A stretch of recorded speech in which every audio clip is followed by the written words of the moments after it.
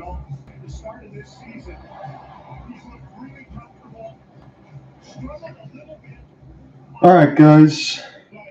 We're going to try something different here. I might be able to be joined by Cooper Hopkins a little bit in this game. We're going to stream on Clubhouse and also stream on YouTube. So rather than being on the Clerkcast side or Twitter Spaces, we're going to try Clubhouse just to see if anyone else is in here and who's going to end up joining in. So let me give you the starting lineups right now and get everything all squared away.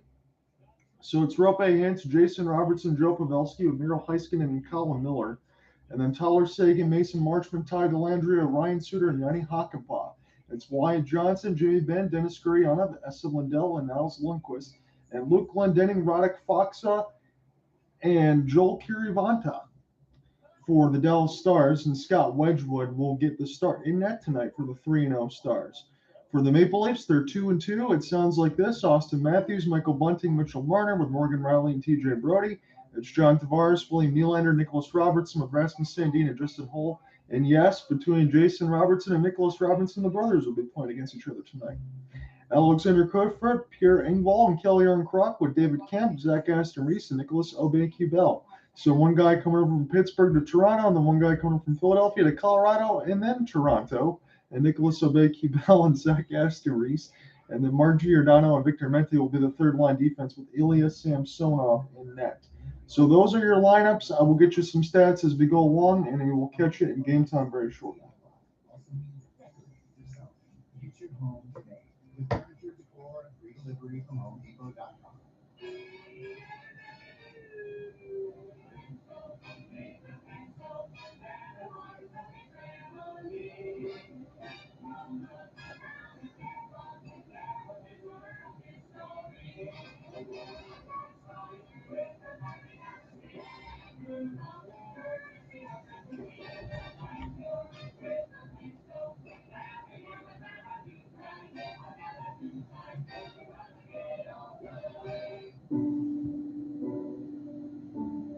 The older, the physically challenged, the last to be chosen. Shelter dogs with special needs face a far longer road to adoption. But Subaru knows even the toughest roads can lead to the most amazing places. That's why Subaru and our retailers created Matthew. 3 Ontario natives. Taking fourth the Leafs in their own zone. They'll play it off. They skipped away from Bunting, turning back to collect Colin Miller. They'll square that with These commercials caught in the middle of the play here, so let's get underneath the action now. So the Toronto Maple Leafs have it in the zone of Wedgwood, and the Maple Leafs now 2-2 on the season, coming off losses in Montreal and Arizona. They want to be able to show Dallas what they got going on tonight, I would think. This is a good matchup here for the Maple Leafs just to see what they can do, and a good proving ground for the Stars, who are 4 games in the next 6 nights. So we'll see if that 3-0 is going to be able to stand up. It's going to be a difficult road trip across the Canada side of it. So when across the red line now will be dumped in by the Maple Leafs as Wedgwood will watch it go by toward the right side red line. Picked up now by Dallas as they're going to try to break out here with Jason Robertson and Joe Pavelski on that first line. Gets picked up now by Joe Pa. He sends it toward the open left face-off dot. His Hintz will leave it to the defensive side, but couldn't be kept in there by Miro Heiskanen. And they were going to go ahead and check back up. Maple Leafs now on the right face-off dot, being worked over there by Ryan Suter. Again, remember him coming over from the Minnesota Wild. This is the second season now with the Dallas Stars, but he's still got a lot of left gas in the tank. Toronto now with TJ Brody. We'll get this one deep inside Wedgwood's net as this is spin around by Tavares. Held there. Here's a chance for Brody as he's holding it to the right side dot. He's going to leave it for Morgan Riley, waiting in the high slot. Riley with the wrist shot. It blocked off of Wedgwood, and he couldn't find it, but Dallas was able to collect with Yanni Hakanpää. Hakanpää now with Robertson as they give it to William Nylander. And Nylander will get this in deep with John Tavares. John Tavares trying to fight off a check with Yanni Hakanpää. Robertson trying to join in here for Dallas. Still in behind the net as Nylander setting it up off the one-timer there for Hall. And he just missed it as this goes back to Mark Giordano. Remember, he was with the Calgary Flames for a long time as a captain in the Seattle Kraken, and now the last couple with the Toronto Maple Leafs.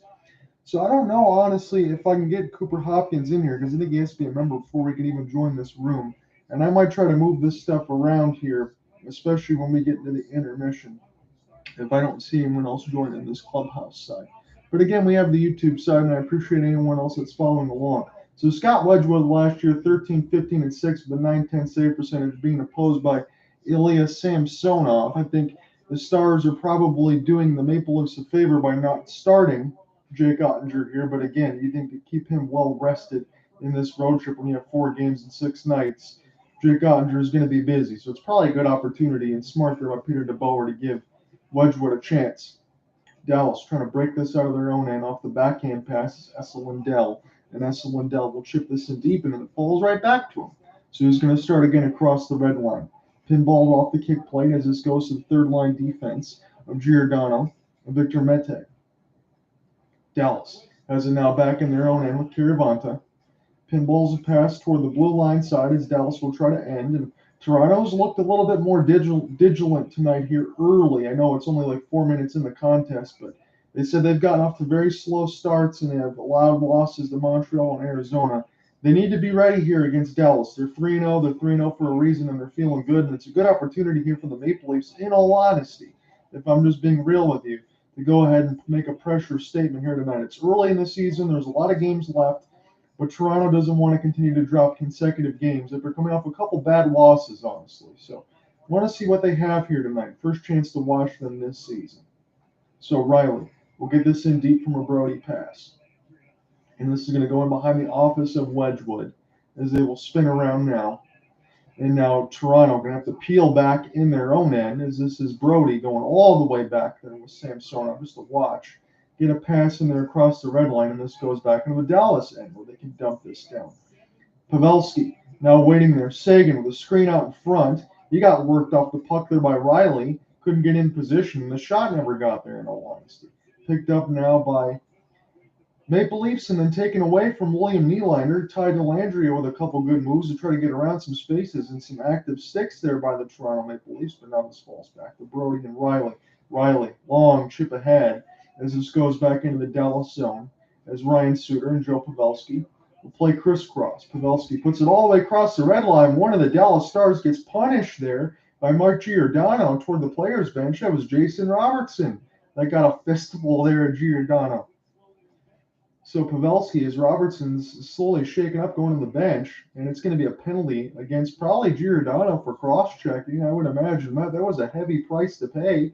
Pavelski now, good outlet pass. Rope hits with a couple of moves, but he lost the puck. The Maple Leafs will touch up, and this will give the Dallas Stars the first power play of the contest. And Giordano came together with Robertson, smashed his face into the glass, and he never slowed up. So that's not something I would normally see from Mark Giordano. I'm a little bit questioned as to why he did that. Maybe he just wanted to show a little bit of utilitarianism against Jason Robertson and tell him how it was going to be, but that was a heavy, heavy hit. So Wyatt Johnston now is going to get set to take the draw.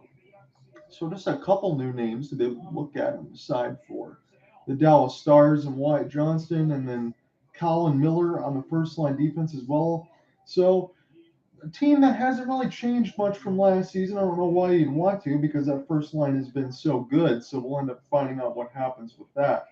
Could have been a shorthanded chance, but Wedgwood will brush it aside toward the right side red line as this is picked up by Lundqvist right now for Dallas.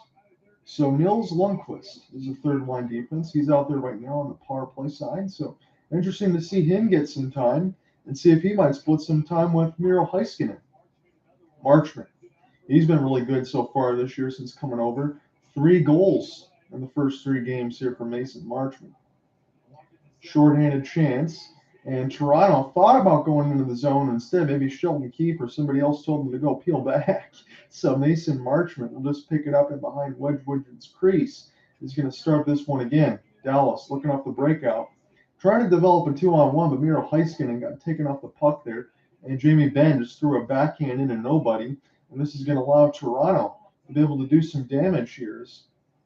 Tavares will dump this one in deep, and Zach Aston-Reese also in there as well on the penalty kill side. And Dallas now a 4-on-4. They need to make some space. Jason Robertson missed it all. He was going for the low side right post.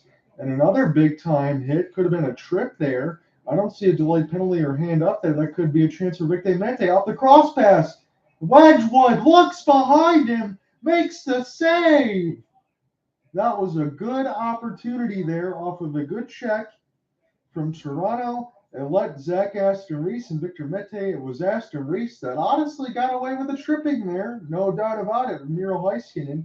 Ref didn't call it. It led to a 2-on-1 opportunity for Victor Mete, and Wedgwood made an excellent slide, sliding all the way over to the left side of the post. So good shorthanded opportunity there for the Leafs. It was the first shot of the game. And folks, we are 13:28 left to go in the first. So it's been a while. This has been a defensive grudge match, but I'm here for it because mostly every time I end up doing these games, it's just offense, offense, offense. So here's a chance now as the Maple Leafs can win a shorthanded draw, but Dallas more than collected. Dallas now, Miro Heiskanen plays this across the red line as Dallas will get this one dumped in, and Dennis Gurianov trying to join in as well, trying to get around Mete. And Toronto will clear this all the way down the zone where it hits Wedgwood's goal stick. 10 seconds left to go in the Dallas power play. Heiskanen has it now. He's going to be the power play quarterback right now. Pass is pretty much deflected off of Gurianov. It was kind of a hopeful one at that. And Dallas still has it in the Toronto offensive end. And Toronto looked pretty good on the penalty kill because they ended up getting a shot. Dallas doesn't have anything. They had nothing to show for it on that power play. It looked a lot like window dressing on that one. Miro Heiskanen now with Ryan Suter. Suter still waiting it out and across the red line. He might take this in himself. He does, trying to get around a couple checks. Suter with a pass across. It was blind, and it almost was a good opportunity there for a chance to get a shot on Samsonov. Nylander just missed getting his stick on the puck there. You could have had Wedgwood one-on-one. It's in the zone now for the Toronto Maple Leafs in the high slot. Pass across to Mark Giordano. He's going to flutter this one in toward the 5-hole side of Wedgwood. He's going to make the save. When we come back, we'll call more first period action in a moment. We're still scoreless.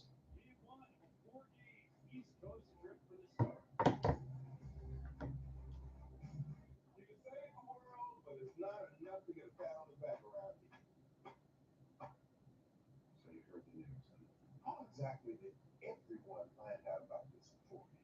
Someone left your termination papers in the printer. Your replacement is wrong. This makes no sense, and you know it.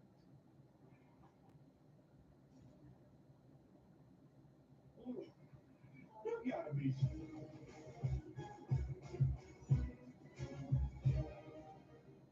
When your employees feel connected, appreciated, and supported, your business becomes more than a place of work. It becomes a work of art. And we can help you.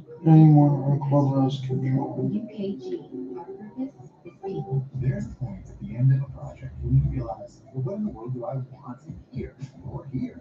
On HomeDepot.com, DIY also means decorating yourself. Get your home made with furniture, decor, and free delivery from HomeDepot.com. Bubbles, bubbles, so many bubbles. As an Expedia member, you earn points and controls, and that's on top to your airline miles. So you can go and see, or taste, or do absolutely nothing. Sorry, guys. I'm just going through some of the stuff here on this side just to see if anyone will join in. Not really expecting too much here. Again, I'd have to probably check this with Cooper Hopkins and see if he can find a way through because it's like my only option at this point.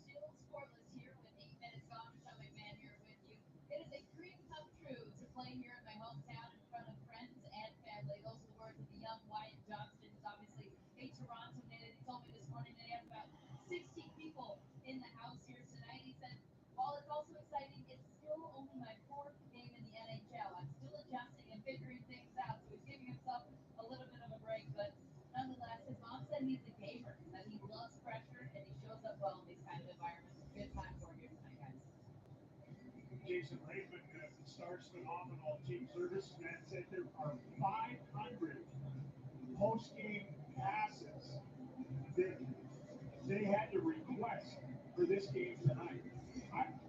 I've never heard of anything. So we'll see if this actually works. after morning skate, all the Ontario guys are getting asked who's going to be in the crowd, and they all gave a number. Around 20, 30, 40 people are going to be there. They get asked who's going to be there. They start listing them off, and then man for man, they all check themselves and said, you know what, it's actually going to be more than I thought. It's just a packed house of friends and family. They'll come down to the lower bowl, and the guys will be able to go up, visit with them, hopefully in their eyes after a Stars victory here in TO. No score early on. So Dallas wins the defensive zone draws. We're back on our way now. It's 12:05 left to go in the first. It's scoreless right now. The Maple Leafs have the first 3 shot of the contest, and I would say, again, it's one of those situations where they're trying to get some opportunities here on this 2-on-2 on the season for their record to get something going. And Dallas is a good team to do it against right now. And this is the first look for me to look at the Dallas Stars this season, who, along with Rick Bowness last season, was a good defensive team, although they were the negative goal differential. Now with Peter DeBoer, they're going to want to get some more offense going here. So we'll see how that ends up working out. Right now, it's 3 shots to 1 in favor of the Maple Leafs, and we're scoreless through 11:30 left to go in the first, as we're at Scotiabank Arena. Tavares able to steal. Good cross pass to William Nylander, holding off the backhand, working around Wedgwood's office. Picked up now as it gets around Colin Miller, Austin Matthews, and Tavares. Tavares with a couple stick handles there. Picked up now by Rasmus Sandin. Tavares is the lone Maple Leaf able to check in, try to pry this puck loose, and Colin Miller able to find it. Miro Heiskanen has to go back. He needs some help. Battled in between a couple of skate blades there as Nylander just trying to do some yeoman's work. Finds it for Tavares. Tavares with a blind pass across toward an open right wing. And that one gets deflected by the Stars and cleared out. Big time check in front of the Dallas Stars bench, but it doesn't look like anybody's up in arms. That was all puck as the play continues on. Pierre Engvall tries to get one across to William Nylander for a sure goal, but it hits Wedgwood. The play is stopped. 10:37 left to go in the first period. So I hope you guys are enjoying on the YouTube side. Again, we will figure this out as far as anything that's going on between the clubhouse or whatever we use, Twitter Spaces, Colorcast, anything else like that. I'm just trying to get more eyes and ears as possible on any of these kind of things. And let me know what you guys want to always see. Let me know what games I should be covering next. As always, leave comments in the comments section. So Toronto has an offensive zone draw. 10:37 left to go in the first. We're leading on the shot board 3-1, but we're still scoreless. Good defensive game so far. I would definitely say that. And again, it's one of those situations where you got to repeat it in the sense of the Maple Leafs, as that one skated offside there by Pavelski. Jason Robertson didn't like it, but that's what ended up happening. It's one of those situations where if you're Toronto, you just want to come out and have this attention to detail. So Stars 3-0 record this season, 6-time opening with 3 wins since the move to Dallas. So that's been a while there from the Minnesota North Stars to the Dallas Stars. Carolina and Edmonton will be playing a little bit later today. That's another big one because Carolina, they're another 3-0 team, and Edmonton has gone up to a lot of late starts. And Vancouver is one of the ones of the latest starts because they don't even have a win on the season yet. So don't know where the panic index is for the Vancouver Canucks, but I got to imagine people can't be happy about it. It's Maple Leafs 2-2. Sheldon Keefe's 4th season. Again, both lost to the bottom 2 teams in the NHL last year, Montreal and Arizona. He was just hoping Sheldon Keefe was just making a couple speeches in there because, look, you know, if Toronto is always in the news cycle like they are, and Austin Matthews only has 1 goal on the season through the 4 games played right now, you got to say whatever you can say to fire your team up because you know your time is limited if the Maple Leafs don't start doing something. Again, it's not about what they do in the regular season as long as they get in. It's about what they do in the postseason, and that's got to change. They haven't won a first-round playoff win since 2004.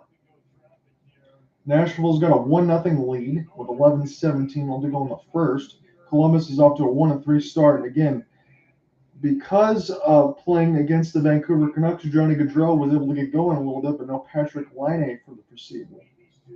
Montreal already has a 3-0 lead over Arizona, but Toronto lost to Arizona. So how do you feel about that one? Picked up off the offensive zone draw. Mark Giordano going to leave this for Mitchell Marner. Pass across Tavares. Tried to find Marner, and he could not do it there. Picked up now by the Dallas Stars, as they can get this out of the neutral zone right now. Heiskanen, pass across, just missed it there a little bit, and this bounced off the host of Toronto defenders, and Marner just turns it over. Robertson had a chance to snipe that high left side post, and he just missed. That was a brutal turnover there by Marner, the wrong guy to give it to, but they dodge it. So Michael Bunting gets his pass across now to Toronto Maple Leafs. Austin Matthews will be the lone forechecker at number 34, but it's going to be a hybrid icing. Mitch Marner's got to be shaking his head right there because that was a big-time opportunity. It was a careless pass. And wow, I mean, it's just Samsonov all alone, and that shot was whistled just wide as it was Wyatt Johnston. I thought that was Jason Robertson. It was Wyatt Johnston there for a minute, able to get open toward that left side post. He just missed it. So, offensive zone draw. It's going to be Tyler Seguin. Seguin does win it. As this goes back to Joel Kirivanta. Kirivanta gets it across to his defensive partner there. And Heiskanen, as DeBoer is mixing the lines here pretty well. 9-10 left to go in the first as this goes back into Dallas's defensive end. There's been no score here yet. 3-1. That's all we've had right now. Here's a chance with the speed for Dellandrea. He got worked off the puck by Mete as Dallas able to keep this one in. Colin Miller looking for the deflection out in front as this goes back in between Miro Heiskanen. Heiskanen will collect. Heiskanen trying to hold, and Toronto will intercept now with 8:40 left to go in the first period. And a big-time hit on the other end stopped David Kampf from getting a breakaway. Didn't see a call on that one. Toronto fans wanted it. Miro Heiskanen might have been the last one to get a piece of him. 8:32 left to go in the first. Toronto's going to get an offensive zone draw. It's still 3-2 on the shot board in favor of the Leafs as we are scoreless. We get a half and half commercial side. As I'm watching on the Bally Sports Southwest feed with Razor Ray and all that, it's probably one of the better coverages that we have in the NHL, so I prefer to end up watching this feed even though it's the road team. Toronto, Robertson will let this one go. Again, that's the brother of Jason Robertson now. On the other side, I think it was Daniel Robertson. Tavares, pass across. Tavares on the doorstep. Wedgwood down. Makes the first save holding on the left post. There's a massive humanity is near the left side of the crease. And we get a stoppage. The puck is held. Still scoreless halfway through the first period. It's Stars and Maple Leafs. 8:11 left.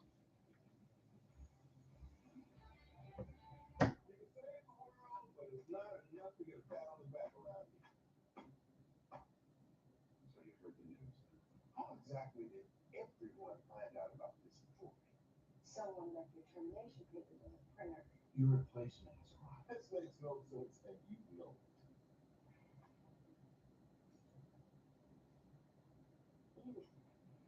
You gotta be.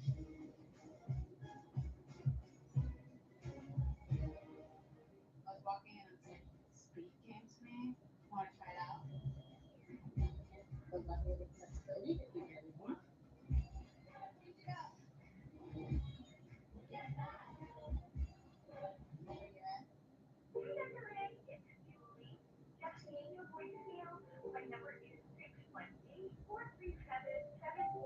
Okay. Can anyone tell me what Julie did wrong? You gotta repeat the number. You know it's ever gonna get it this time. Nope. Didn't leave the last name. No, the phone tells you who called. She didn't mention a good time to call her back. How am I supposed to know when to call her back? No, she just should have left the voicemail. 9 out of 10 times a text will do. Progressive can save you from becoming your parents, but we can't save you money when you bundle home and auto with us. There's a point at the end of a project when you realize, well, what in the world do I want from here? And on this wall, and on these windows. On HomeDepot.com, DIY also means decorate yourself. With everything. Welcome back to Stars Hockey on Valley Sports Southwest, presented by Choctaw Casinos and Resorts. Scoreless, that's the midway point of the opening period. Almost not scoreless, though, just moments ago, Stars got scrambling in their own zone. Real good work by Colin Miller in front. He had a couple windows open on that one. Worried about Robertson right in front of the net, got his skate sideways. Elton Wedgwood.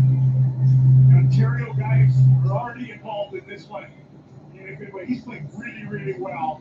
He's not going to show up in all the heady stats, but man, is he steady and competitive defensively. Center ice, Steven. Back into the official action right now. 8 minutes left to go in the first period. We're scoreless between the Dallas Stars and the Toronto Maple Leafs. It's Ilya Samsonov in after the Maple Leafs as opposed to Scott Wedgwood. No Jake Ottinger in this game, getting the day off. Maybe doing the Maple Leafs a favor here, but we're still scoreless with 7:40 left to go in the first. The Toronto Maple Leafs in the all blue, a little bit white siding of it, are going to go right to left across your timeline, and they skate off sides. With 7:39 left to go in the first period, and the Dallas Stars will be attacking in that white and the victory green, left to right.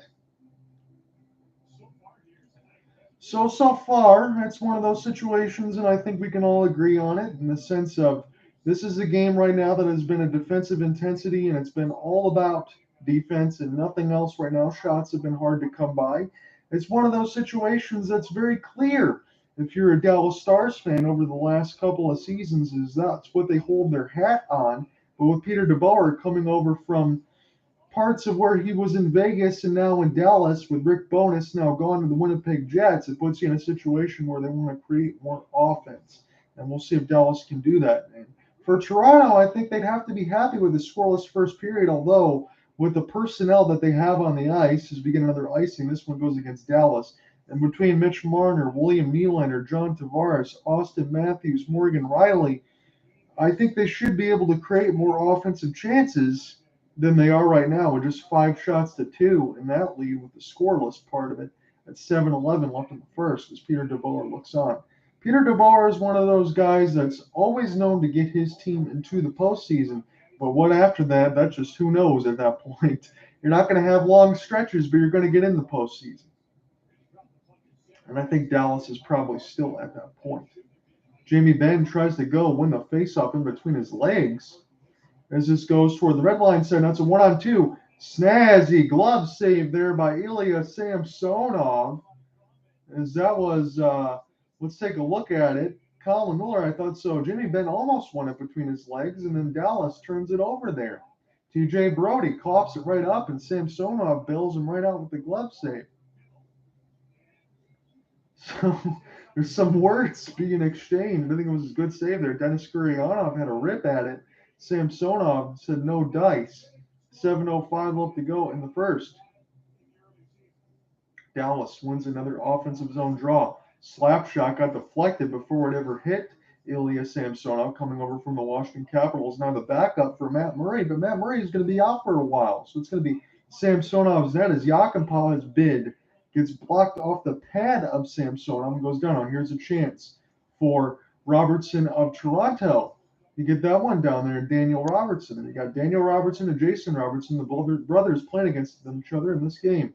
It's Wyatt Johnston holding off the wrist shot saved by the left pad of Ilya Samsonov. Dallas now trying to buzz. We've actually seen a couple opportunities over the last minute and a half or so, which we can't say throughout the whole entire first period. As Hull lost the puck, it goes back to Miro Heiskanen, now to Colin Miller, but intercepted now by Toronto, picked up by Colin Miller, but he needs some help.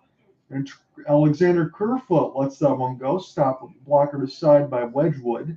Toronto trying to keep this one in. Pass across. Sagan. Oh, he missed the net. It was 1-on-1. And now here comes Engvall.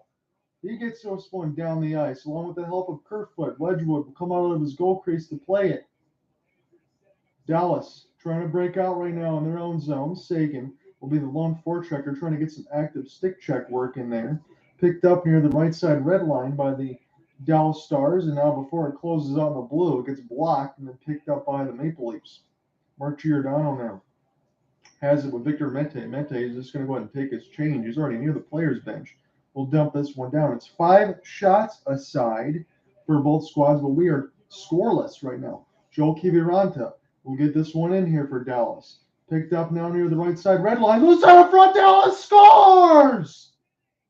Luke Glendening, the former Detroit Red Wing, it was just pinballed and kept in alive near the right side blue line. Loose out in front of the high slot. Nothing Ilya Samsonov can do. And Luke Glendening makes it 1-0 Dallas. That's just good hard work, firing pucks at the net, keeping it alive before it gets loose. Good blocker save off Samsonov, which created a fortunate rebound. Luke Glendening was the first to get it. It was Niles Lundqvist getting the shot on him. Glendening right on the doorstep. Nothing Samsonov can do with that. You can call it a fortunate bounce, but that's why you fire pucks at the net. That's what they always ask. And the Dallas Stars take a 1-0 lead. So now 7-5. Dallas Stars, they've led for 137 minutes this season right now. And that's why they're 3-0. They're trying to go 4-0 against the Toronto Maple Leafs. It's going to be a hybrid icing against the Stars, and we'll see if Toronto can do anything with this offensive zone draw. Again, if Toronto falls to 2-3 early in the season, I don't think there's going to be a ton of panic, but there will be a lot of limelight in terms of what's always going to be in the news headlines, because again, it is Toronto, but at the same time, this is a team that you know is 3-0. And again, that's why I always say going into it, this is a team that you know that's 3-0. They're feeling good about themselves. Toronto's got some personnel. Make them feel it. Get that pushback. That's what I want to see from Toronto tonight. Win, lose, or draw, I want to see them play a good game. That's pretty much what I want to see. Here's another chance. Samsonov stops it with the right pad, and I think it bounced out of play off the save. So Luke Glendening gives the Stars the lead. We got about 3:37 left to go in the first. It was a good shot there by Nyquist to be able to get that one in there. And then Glendening on the doorstep finishes it off. Do you need time to pass? Banners to rise? Statues to be built? To know that these guys, this moment, is special. Maybe you already see it. More speed, more skill, more than ever before. So when you let this golden era pass you by, or will you say, yeah, I saw it. I was there. You can save the world, but it's not enough to get a pat on the back around here. So you heard the news. How exactly did everyone find out about this before? Someone left their termination papers on the printer. Talk famous, but I gotta go to work. Sure wish I had.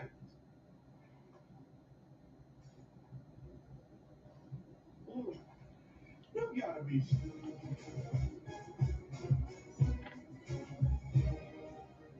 Shooter Dixon, you said a 14-year-old victim of abuse is a perfect example of why you want to ban abortion. A 14-year-old who is a victim of abuse by an uncle. Yeah. You're saying example. You want to ban abortion with no exceptions. No exceptions. Are you for the exemptions for work that incest? I will. And you call the law that criminalizes abortion a good law. A good law? You put nurses and doctors in jail just for doing our job. Shooter Dixon's hardline approach is too dangerous for Michigan. Just under 5 minutes to go in the opening frame. Stars are up 1-0. They could be up. They could have been up earlier. Tyler Sagan with a breakaway just prior to the Glendening goal. Hammered a little bit, shot it wide. And then Hintz picked upon as he carries into the offensive zone. Basically what's gone on here the last little while is the Stars are just flying for neutral ice. I don't know why it's called neutral ice still. It's like free attack ice between the two blue lines. They finesse their way in. It's created scoring opportunities for them. It's helped them score a goal, and now it has them on the power play again. Looking to call against Mitch Marner. Stars 0 for 1 on the power play. Did not record a shot in their first look. Face-off win. Brody immediately injects the gear. So I'm going to try to get Cooper Hopkins in here. So it's a Dallas power play as we get back underneath the way here. It's 4:30 left to go in the first. Luke Glendening scored at the 14:45 marker from Lundqvist and Kerry Vanta. As this is picked up now by Dallas, they're going to try to get something going on their power play. But they have a 1-0 lead in Toronto. Again, they look good defensively to start, but it was just good active pucks just to get it there in front of Samsonov, forcing to make a save, and it bounced right from the slot when Glendening was able to find it. Robertson right into the catching glove there of Samsonov. So we're going to do this again. It's going to be a Dallas Stars offensive zone draw. The Washington Capitals right now got a 2-0 lead against the Ottawa Senators. Dallas Stars scored a goal in all 10 periods of play, 5 in the first, 5 in the second, 4th, and 3rd. That is how you're going to be able to get the job done right now, no doubt about it. So $1:22 left to go, and Dallas's first power play of the contest. Pavelski actually trying to win the draw there with Jamie Benn on the power play side, but it goes down the ice to Scott Wedgwood. He's going to play this one with the goal stick now and leave it here for Dallas as Miro Heiskanen will pinball this one, but it's going to go a little too far, and it's going to go for a hybrid icing. So that's not what Dallas wanted, as Peter DeBoer will end up looking on. And we will see if we can eventually get anyone in this clubhouse side of the room here as we look around. So 3:54 left to go in the first period. John out here with you. I'm watching on the Valley Sports Southwest feed of ESPN Plus between the Dallas Stars and the Toronto Maple Leafs. I got something going on in Clubhouse if you want to look on the phone side of it, but I appreciate anyone following along on YouTube on that side of it. So we're going to move around between Twitter Spaces, Colorcast, Clubhouse, and things like that, just to try to find anyone that wants to interact with the game. So picked up now, Ben trying to find it, is able to keep it alive. Another shot and around the net, and I think they're going to blow this one dead. I think there's going to be a penalty here.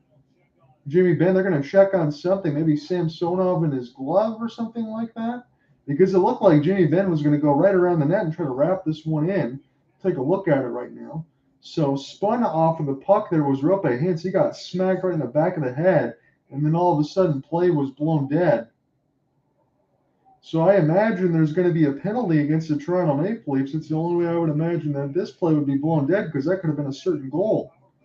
But they're going to put the Dallas Stars in the box, it looks like, and I really don't know what the call was on that one. To be honest with you, I did get a chance to look at it 3 times. Didn't see what Dallas did right there. So Dallas has a 1-0 lead. It looks like it's going to be a 4-on-4. I did see a man in the box there for Dallas. The Zebras trying to get some clarification there with Joe Pavelski. Joe Pavelski trying to figure it out.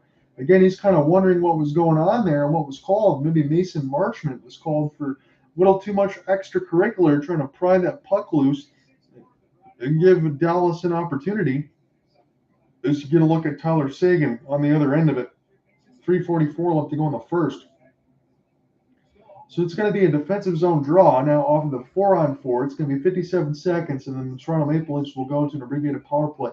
So Niles Lundqvist and Ryan Suter is the defensive pairing right now on the kill here for the Stars. They can't win the offensive zone draw as this goes back now for Pierre Engvall. TJ Brody trying to find this in behind the cage. Tyler Seguin is trying to help Suter pry this loose as he's got his man held down. On the other side, that's Alexander Kerfoot, and then Kelly Arncroft was able to run into the man, so that was just kind of unfair there. A little bit of wrestling there as Suter was able to just hold Kerfoot down.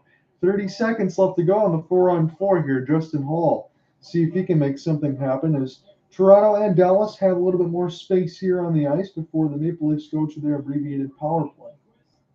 Picked up now by Lundqvist. So Niles Lundqvist will pass this one down here for Ty Dellandrea. Dellandrea will get this now, and they're off sides. He couldn't really corral the puck. It was a Glendening pass to Dellandrea. Kind of got kicked away and crossed the line. So 9 seconds left to go. We will do this again with a face-off in the neutral zone. I appreciate anyone that's been following along on the YouTube side. Again, we're trying Clubhouse for the phone side this evening. We'll see how that ends up working if anyone does join in. At John Ryan. That's where it is right now on YouTube, on Clubhouse, or anything else. I'll try to keep the names the same.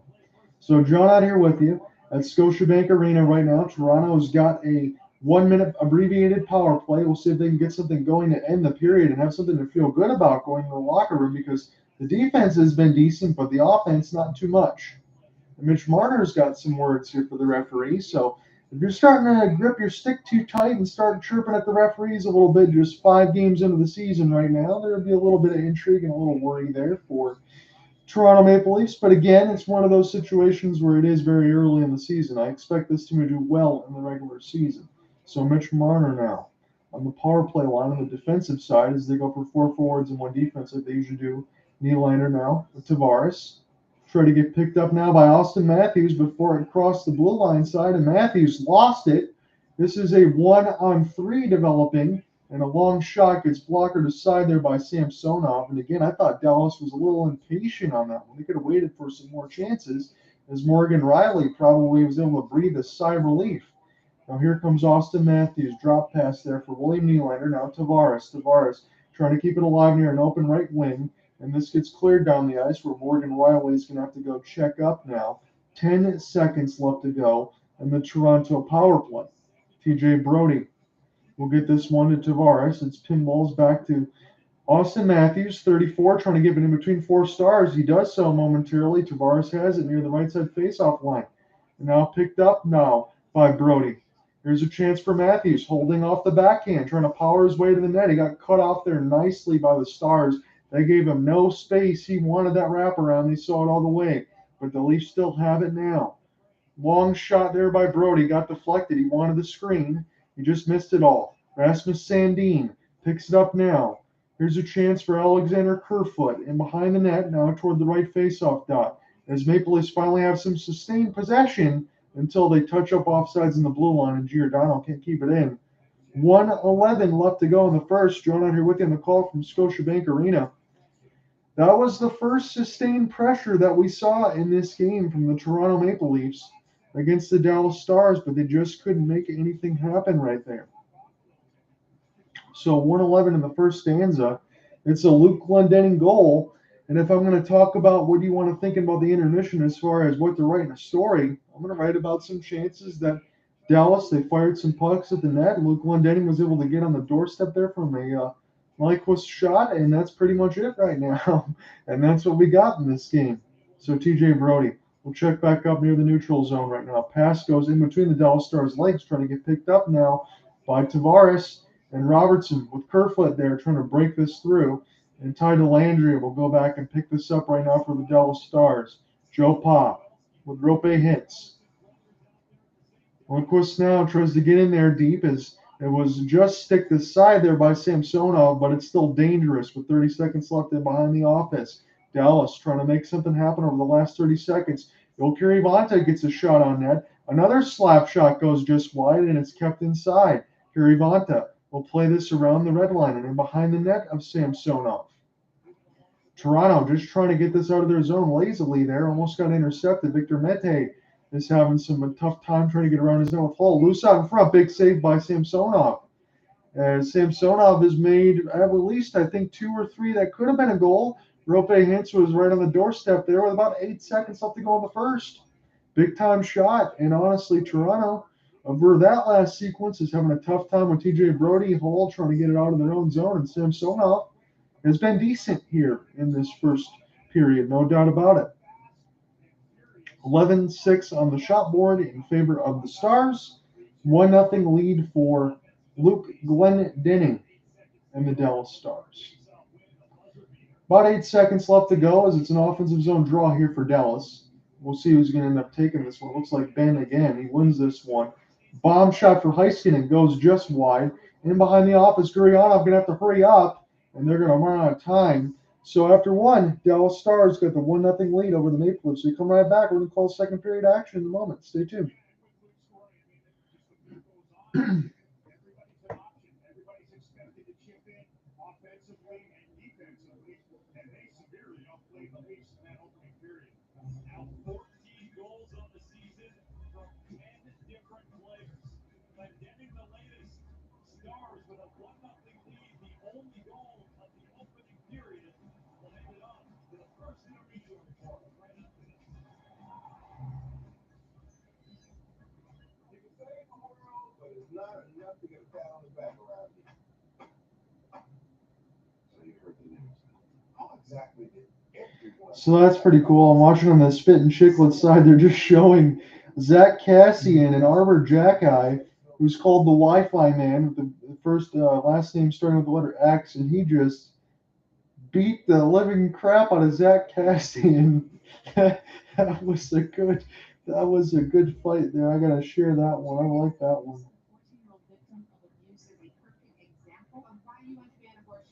Holy cow. That's a good looking fight. So let's get the goal in here, and we're going to get toward our actual box score.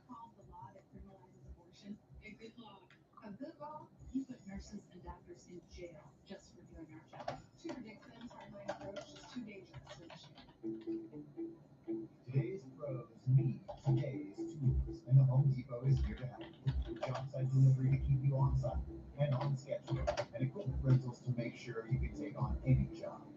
Plus, when you join Pro Extra, you'll earn perks on every dollar you spend. Earn perks 10 times faster when you join. Register and use your Pro Extra credit card. New tech, new tools, new ways to grow your business, all at the Home Depot. Help pros get more done. I'll remember that chapter of my life forever. We laughed. We cried. We protected that progressive home model bundle day and night. We were always dazzling. Like night swarms protect our kingdom. We knew it wouldn't last forever, but that's what made it special. Oh, the back of mine. Yeah, but it'll never be today again.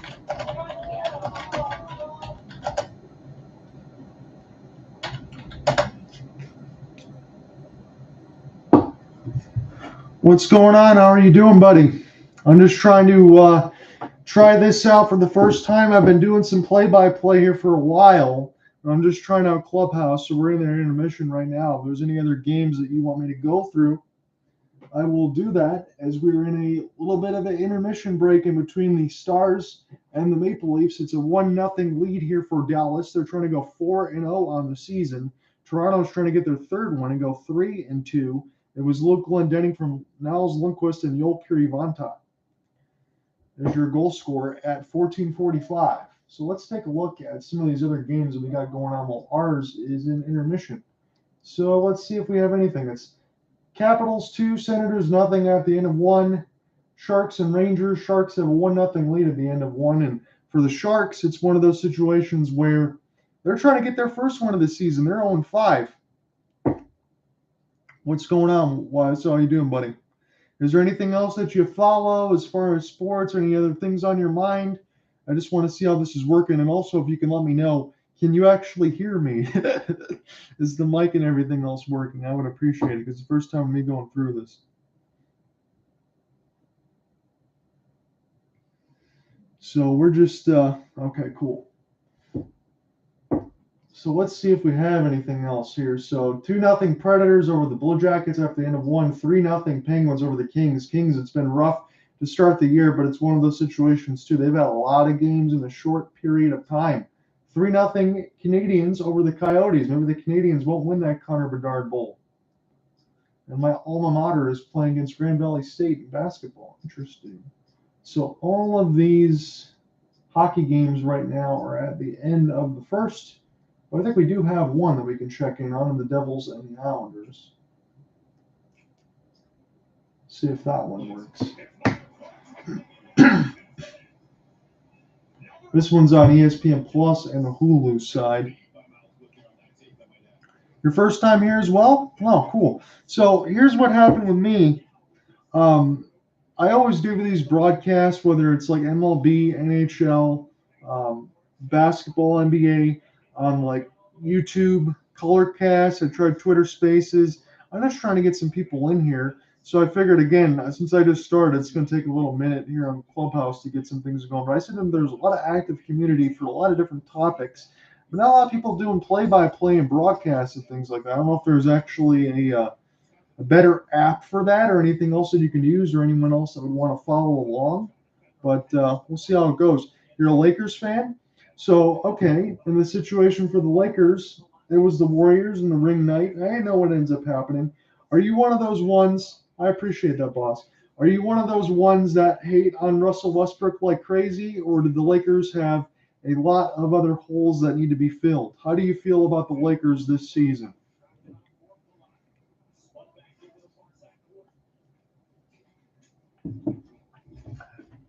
Hopefully I'll use well. I can see, make sure I know how to do it here. Cool. I appreciate that, man. What are your thoughts on the Lakers? You're not optimistic? Are they a playoff team at least? You got LeBron. I mean, how many times do you want to see LeBron miss the playoffs? I know it's his 20th season. Whether or not people like LeBron or not, I still think he's an incredible basketball player and certain other things. He's one of those ones that gets a lot of hate. I understand Michael Jordan, LeBron comparisons and things like that, but he's really goddamn good. There's no doubt about it. It's just it's a shame the way that is right now. I'm a little bit, I guess for me, I'm a little bit less optimistic in the sense of I kind of feel like how Charles Barkley feels when you have Anthony Street Clothes Davis. If he's not available to play throughout most of the year, that's a problem. You need Anthony Davis, and LeBron's still great, but he cares about stats. The 27-7-7, I think, is very important to Mr. LeBron as well. I wouldn't disagree with you on that side of it. I don't think there's anything more he's got to do left on the legacy side. He's going to break all kinds of scoring records and things like that.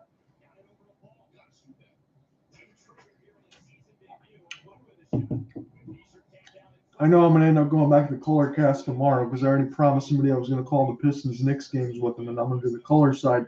But I'll probably go back here on Saturday for a late hockey game with one of my buddies and maybe try some NBA stuff too. So if you want to ever, cover a Laker game or hang out with that, I'll be definitely able to throw that in the schedule. I'm just usually, I went to school for journalism at OU in Michigan. So I started at journalism. I worked at the paper in the Oakland Press when it was still in Pontiac doing high school sports and things like that. And then I always just like sports. I understand I got cerebral palsy and all that. Can't play them all, but I like watching them and covering and things like that. So I'll do play-by-play. I'll do some broadcasts. I just enjoy sports and all that. So whether it's NHL, NBA, Major League Baseball, or the college variants, I like those a lot, and I'll cover those. Yeah, I am from Michigan. I'm broadcasting from Highland, Michigan right now. So I was in the Waterford area, moved to Highland. I grew up in Detroit. Thankfully able to get out of there a little bit when I was a kid. I moved around a lot when I was a kid. Now I'm kind of finally settled down. I know it'd be nice not being 35 years old and still living with my mom and stepdad or whatever, but I guess that's what cerebral palsy and all that brings. But I just try to keep myself busy and all that, do as much work as possible, enjoy what I do. Hopefully I end up finding a good job and all that stuff. COVID kind of fucked all that up, but I keep trying to put my nose to the grindstone and find new apps, find new things, try to find a way to get my voice and stuff out there. So I got that Hopeless Sports Guy. That's what I use on Spotify, Apple, Google Podcasts. Got all my casts on there. The Hopeless Sports Guy thing on WordPress has all my written stuff out there. I'm always trying to figure out what people want and cover and have fun with it.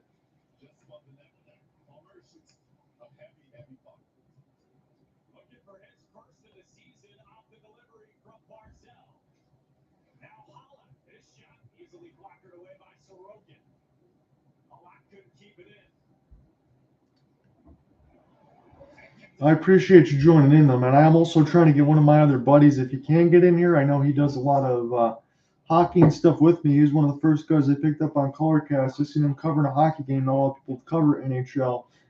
He's really damn good at it. So if I can see him, have him do some color or just talk and things like that and see if this actually works. Because he said he had the app and he hasn't used it too much. And I see a lot of people that migrated from Colorcast. It used to be a app that you can get on your iPhone that would be just for play-by-play and trying to follow things along in sports shows, but that kind of turned into a sports betting app, and some of the original people left. So I'm just trying to find a bunch of different apps alongside with YouTube to see what happens here.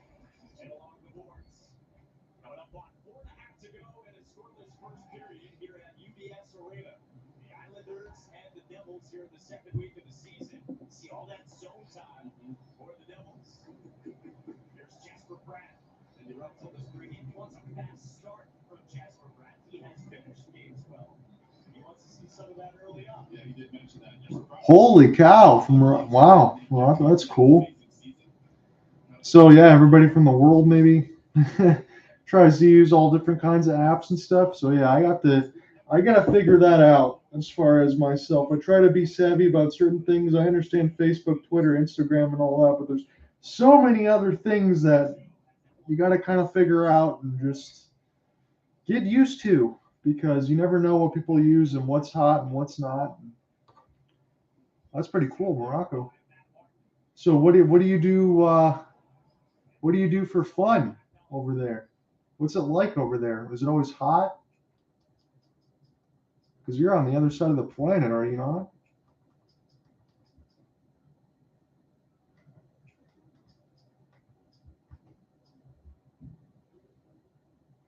Let me look up the weather, because now you piqued my interest.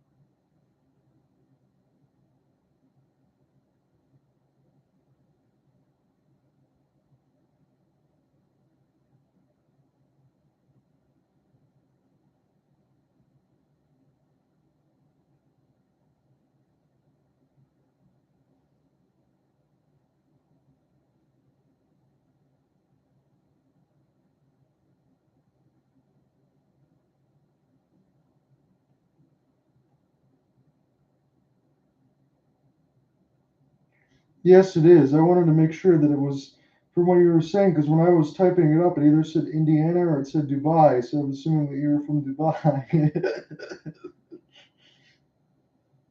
Yeah, no, it's always cold here around this time of year. I appreciate you checking it out, though, man. When we get back into our broadcast, I will follow this along. I'm kind of following the Stars part of it on ESPN Plus because their broadcast is pretty good. I could go with the Maple Leafs and Sportsnet, but Stars broadcast pretty good. They got a good team over there.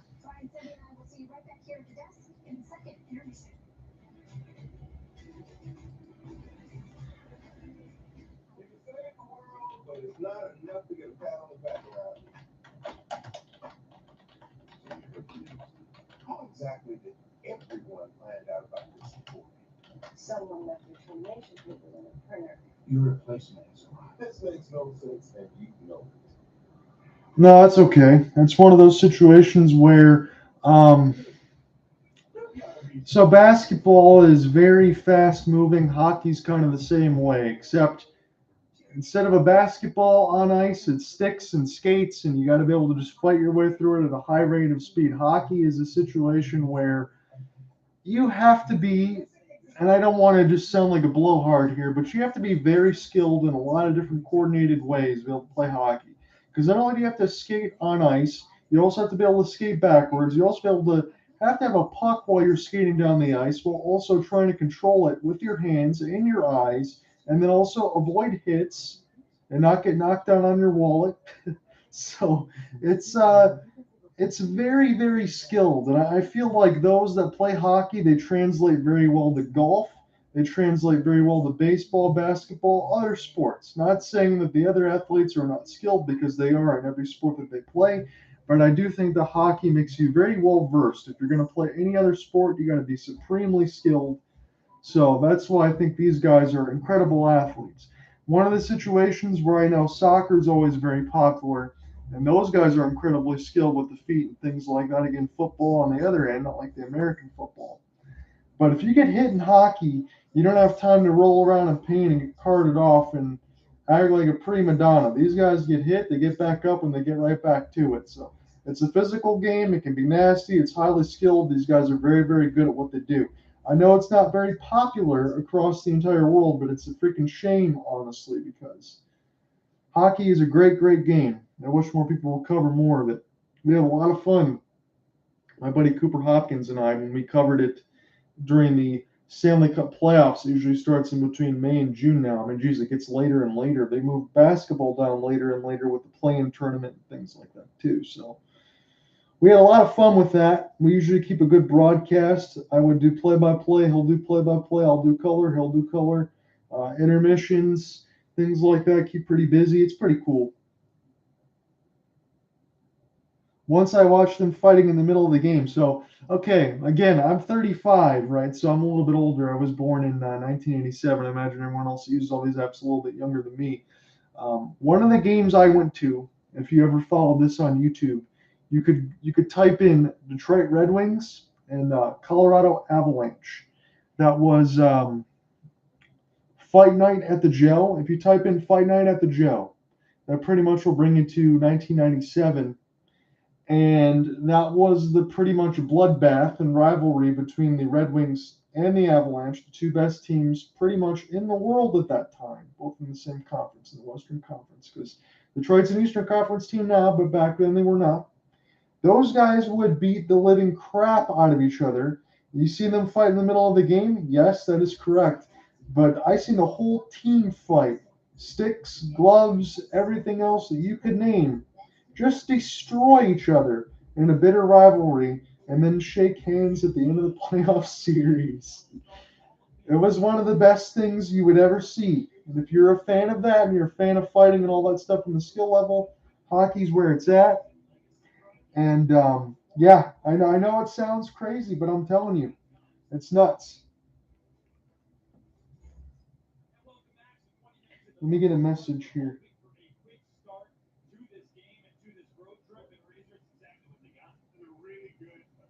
We'll see. Hold on 1 second. I'm trying to get. When they have possession, they're gone. Players are leaving. They're blowing through neutral ice, and it's allowing them to take the attack blue line and get offensive sets off of it. Sometimes it's just with Let me see if I can. faster than any player can Hold on 1 skate, second. and sometimes it's the skaters themselves. I thought the kid Wyatt Johnson and along with Gurianov had a real good opening period. Maybe their best period of hockey as a trio. Ultimately, it was that blast through the neutral zone, aggressive get it to the net, drive down, and they got it a 1-0 lead. We're going to see if this works right now because I just see Cooper in here. Now played 10 periods of hockey this season, and they have held the lead after 9 of them. The only one where they did was when they were tied. All right, we're just trying this because I don't even know what the hell I'm doing at this point, but we know we're calling a game. Cooper, is everything good with you? It is, John. I'm also trying to figure this bad boy out. Can you hear me? Yes, I can. Okay, very interesting. Yeah, the controls are different than some of the other platforms we've been on. How's the call been so far for you? It's been pretty good. I didn't mean to bug you and all that stuff too there because I know you're busy with things. I just wanted to get a test and see if it works. So if you got to head out, no problems, man. But it's been fine. So right now in our official call right now, it's 1-0. Dallas Stars got the lead courtesy of Luke Glendening. It was a Nels Lundqvist shot that went right on Samsonov. He got it right in front and scored. And that's where we are right now. And Cooper, we had somebody, I think I was talking with someone from Dubai on this side. So I don't know what's going to end up happening here. I think we're just going to have to do a bunch of different casts and try to find people and see how that goes.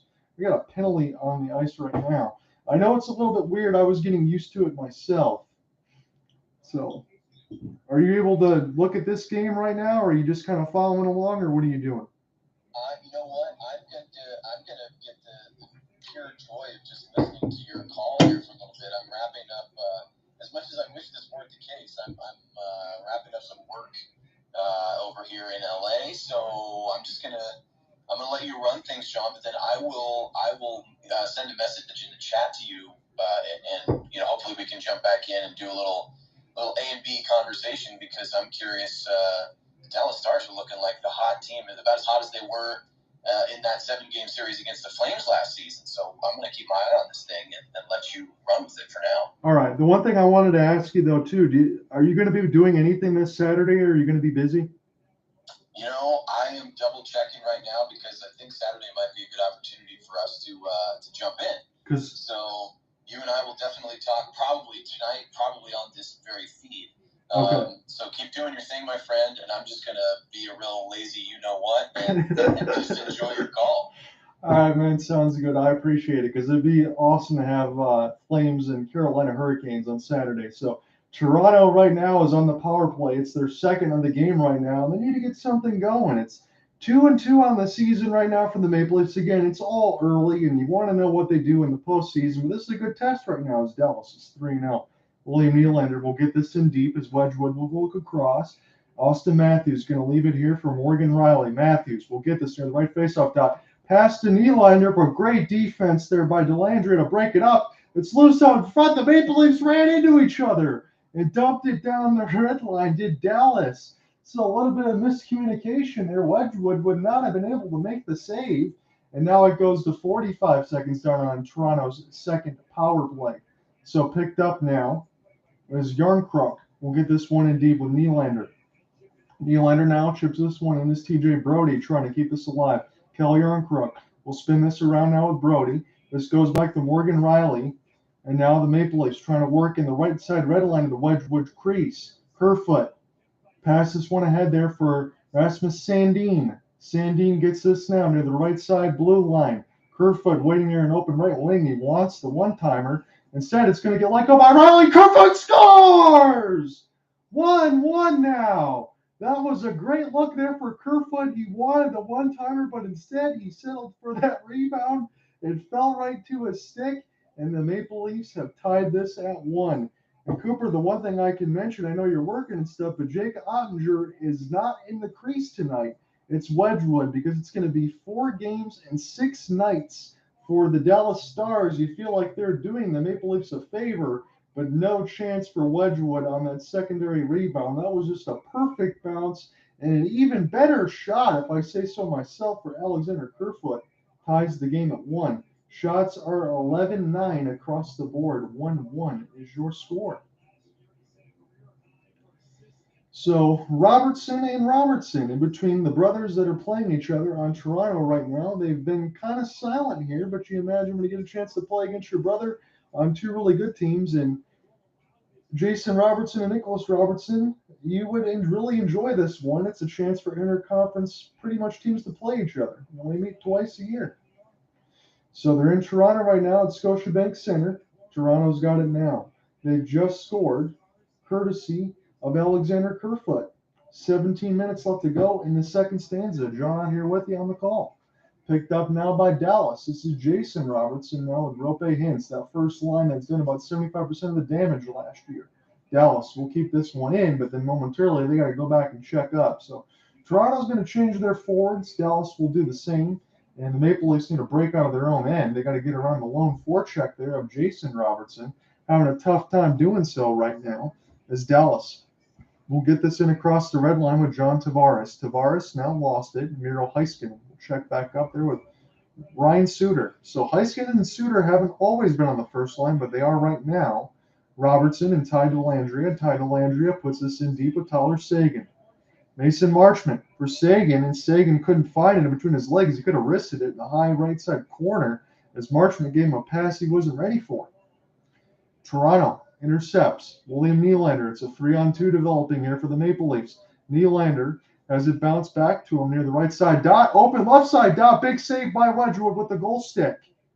That was off Kerfoot again. He wants to get his second. Tavares keeping this alive near the office of Wedgwood. Now William Nylander, he's waiting space, trying the backhand off of Wedgwood. It's loose in front of the crease. And Dallas able to get this out, but not out of the zone. William Nylander now. Riley wants the one-timer. Another shot. Big save, Wedgwood. Thrust aside near the left side red line. And now down. Dallas trying to just race down here to let some of these other guys get some rest.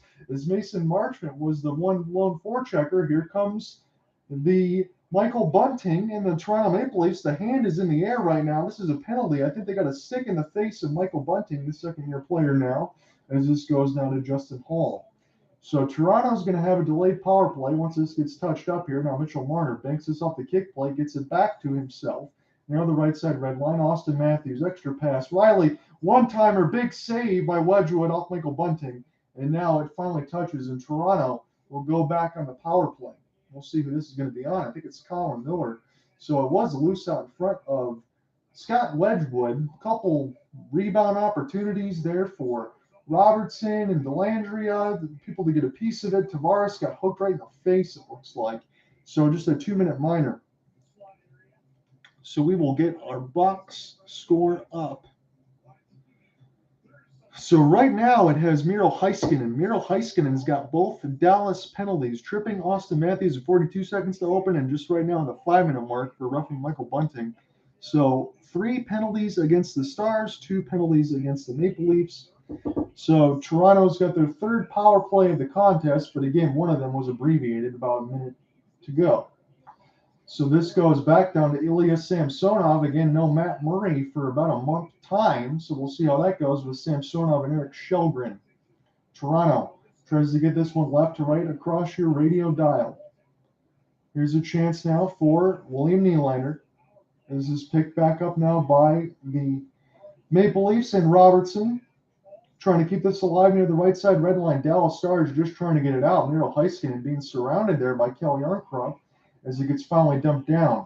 And Toronto's power play goes back down to a minute 15. Long outlet pass there by Samsonov. Dallas brushes it down, and now Toronto's going to have to get back across the red line here. Here's a chance for Rasmus Sandin. Rattles it around the kick play toward the right side faceoff dot. Now in toward the high slot. Riley got bumped off the puck, and Dallas could have a breakout here. It's 3-on-3. Miller's wide open, but they didn't get the pass across. Samsonov just watched it go by, and Mitch Marner's going to leave this here for his defense there, and TJ Brody. So Brody and Riley, Nylander now, in toward an open right wing. He's going to center this back toward the defense. It goes right back to him, though, off a skate. Now here's a chance for Marner. Riley, Matthews, Tavares with the screen out in front, but it found the glove of Wedgwood, and he's going to hold. 13:37 left to go in the second. 37 seconds. So at the 13-minute mark exactly, unless they score, this power play is going to end. Good work there by Joel Kiryavanta just to rub out Mitch Marner off the puck, and Roddick Fox, he had a chance to be able to throw that pass over to the defensive Colin Miller, but he just couldn't get it over there. That could have been a 2-on-1 opportunity and a tough save there for Samsonov. So 13 shots for the Maple Leafs, 1 goal courtesy of Alexander Kerfoot, 11 shots for the Stars, 1 goal courtesy of Luke Glendening in the first. Matthews now. Riley. Slap shot. Wedgwood slides all the way over. He's down. It's loose. He made the save with the left pad. He was doing the snow angel. Dallas gets this down with Jamie Benn. Tyler Seguin off the backhand now. Needs some help. Benn in behind the office trying to fight off the defense, but he lost the puck in between his skates. Bullet pass. Toronto needs some reinforcements. Matthews to Nylander. Back to Nylander now toward the right wing side. It gets blocked out in front. Sticks knock it down. And Toronto's power play is going to end, although they still got it in the Dallas end. Wedgwood with a glove save in behind the office. Toronto's still with it right now. 12:50 left to go in the second. John on here with you on the call. Dallas trying to get this on their zone right now with Joel Kiryavanta. Kiryavanta trying to check up. Victor Mete got knocked off the puck, and now we're going to see who finds it. It's Rope Hintz. Now Miro Heiskanen. It's 1-on-3 though. Heiskanen just needs to buy some time as Rope Hintz will get this around the goal crease of Samsonov. Spin off. And Rasmus Sandin will check back up. He's got a fight in between the lone Dallas forecheck, and the lone Dallas forecheck almost pried it through just by themselves. Here comes Robertson now. Robertson right in the catching glove to the left wing side of Samsonov. So 12:19 left to go in the second. We get a commercial stoppage. It's 1-1, courtesy of Alexander Kerfoot here. Tied the game up. And it's been a good contest on both sides. Come back. We'll call more second period action in a moment.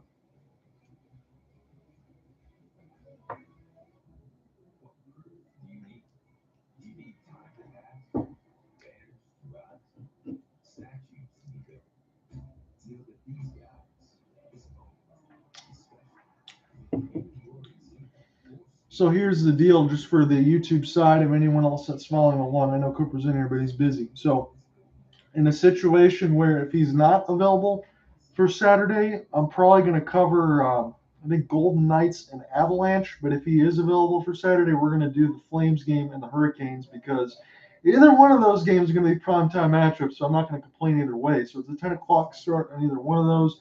And if he is available, we're going to be all over Flames, Hurricanes, and he's going to take the call on the play-by-play, and I'm going to handle the color because I'm excited on that one. Again, Cooper is one of those ones that he said this many times in the sense of fair and unfair, and I get it. You get a chance to watch a lot more of the Western Conference teams, and I'm probably more toward the Eastern Conference teams because of the Red Wings and things like that. I've covered Carolina several times for the ColorCast side of it. I've enjoyed it. They're a really good defensive team with Rod Brind'Amour. I think it's a really stiff test. And from what I've heard from Calgary, I think like the first 9 of 10 or the first 8 of 10 games will all be at the Saddle Dome. So the one game that they had that we covered last week against the Edmonton Oilers that was pretty exciting, that's not much of a road trip. So a lot of these games are going to be at the Saddle Dome. It'll be a big-time contest this weekend, and I'm interested to see how the Flames will look in that one against the Carolina Hurricanes. I'm going to be looking forward to that contest a lot. And if, again, we don't have that one, it'll be Avalanche Golden Knights. There probably will be some people out there that'll say, what's going on with Colorado? Guys, it's real early in the season. They just won the Stanley Cup. Let's not have any panic index here for the Colorado Avalanche just yet, just like the Toronto Maple Leafs, even though I understand they're always in the news outlets in Toronto, but it's still early in the season. So back in the official action right now, 12:05 left to go in the second. Rattled around the kick plate now and picked up. Mete trying to get to this one here for Toronto. Now Justin Hall will join, and he'll intercept actually near the right side faceoff dot. Rope Hintz will go all the way back and check up. So anytime you see Hintz, Pavelski, and Robertson on the same line, you think about offense and not turnovers, as Yarncroc able to get one on to Wedgwood, and he makes the saves. It's going to be an offensive zone draw here for the Toronto Maple Leafs. Nashville's got a 2-0 lead over CBJ. They're 1-3 on the season. Danger going 1-4. You want to talk about early season panic indexes for me? I would think about Columbus in that regard. There is a lot more to think about. I understand the Patrick Laine injury. I understand Johnny Gaudreau's slow start. I don't think that's what Columbus wanted to start the year. I think they had much more expectations than that. And San Jose, they're going to be 0-6 probably, playing against the New York Rangers right now. The Rangers got a 2-1 lead. So the Maple Leafs win the draw. Hall with the blast right in the 5-hole of Wedgwood, rushes it aside, and Rope Hintz will pick this back up. Hintz bullet pass, goes all the way down the zone. We'll see if the lone forecheck is going to win. Off that was Mason Marchment. Good work there just to negate that icing. Picked up now by the Maple Leafs, looking to attack. It's a 3-on-2 developing. They're going to dump this one in. Wedgwood will hit this with the goal stick, but not very convincingly, as it's still going to be battled toward the right side of the faceoff dot. Now down the ice again, as it's not icing, picked up by Toronto once more. Now they got to get this out of their defensive end. So this has been a game mostly, with the exception of a couple goals that have been in so far, that has been all about defense. It's 17-11 on the shot board in favor of the Maple Leafs, although the score is tied at 1. Dallas in the left side red line now. Toronto trying to make their life difficult as they're in the offensive zone. Good stick checks everywhere. Good active ones there by Giordano. Mason Marchment lost his helmet. You see the salad and the bucket flowing everywhere right now. Wyatt Johnson also trying to join in there for Dallas. Johnston pries it loose. And it bounced off of Samsonov, rebounded in the air. And now near the left side dot. Now Esa Lindell will play it across for Johnston. Another shot, and what a block there by Austin Matthews. He could have saved a goal. So he was slow to get up there, but Austin Matthews, that is big time effort there. He might only have one goal on the season right now, but you cannot deny a good defensive intensity there for Austin Matthews. They always talk about his defensive intensity. And again, this is one of those situations I get to probably cover the Maple Leafs maybe for the 4th time. I haven't seen them a lot, but I really love those shot blocks there. You got to sacrifice. I don't care how much money you make, how many goals you score. You got to do whatever you can to be on the ice and be in the right positions. And right near the right faceoff dot, right in the high slot, making a block like that, that's pretty good, especially having to fight against Jimmy Benn. Not easy to do for the assistant captain. So most in the NHL since making his debut, 260 goals in 411 games. You'd be hard-pressed not to say that Austin Matthews isn't the best goal scorer in the league. When he's got a shot and he's in front of goal, it's probably going in. Dallas wins the draw now. They got it in the offensive zone. We've hit the halfway marker of this second period. Spun around to Kirivanta. Big-time shot. Bounced off Samsonov, but it fell right to the Maple Leafs. Trying to make a 4-on-3. They're going to dump this in, trying to get some reinforcements. Dallas just going to try to rush to get this one out. Picked up now by Pierre Engvall and Zach Aston-Reese. He came over from the Pittsburgh Penguins, and the Nicolas Aube-Kubel came over from the Flyers and the Avalanche to play with the Maple Leafs on a 1-year deal. Again, because of the core that's signed with Toronto and Austin Matthews and Mitch Marner and William Nylander and John Tavares. Not a lot of cap left there for Kyle Dubas' squad, but when you got all your guys signed, at least for the next couple of years, talking about all of them together, the time to win is now. So in the defensive zone now, Esa Lindell. Robertson with a nice toe drag, but it got brushed aside, and then Kirivanta with the blast went just wide. Another shot near the blue line, goes wide of Samsonov toward the left side red line. Dallas now trying to get something going here on offense as Peter DeBoer is now the head coach. Intercepted there. Tavares lost it. It's loose out in front. Samsonov, big save as he dove on it. And Toronto, almost said Tampa, blue jerseys, be able to get this one out of the zone. Picked up now by Dallas. Keeping it in the offensive end with Yanni Hakanpää. Good work there. It's a 1-on-2. And now all of Toronto will backskate back there to go grab that one. Sheldon Keefe's got to be happy about that. Everybody's having attention to detail in this game. Here's Jason Robertson. Robertson being worked off the puck near the left side faceoff dot. Trying to get picked up now by Rope Hintz. Rope Hintz got a good 200-foot game trying to pry that one loose. And now Toronto will get this one down the ice. John Under with you on the call from Scotiabank Arena. 8:05 left to go. Here's a stretch pass off the backhand. And Mason Marchment got denied by Victor Mete with the help and Samsonov. Get to a commercial break. Still tied at 1. A little over 8 minutes left to go in the second stanza. Be right back.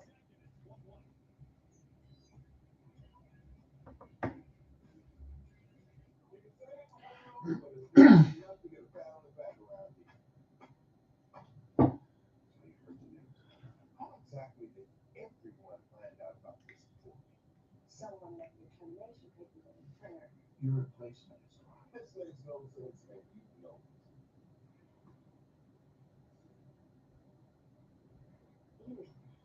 You gotta be.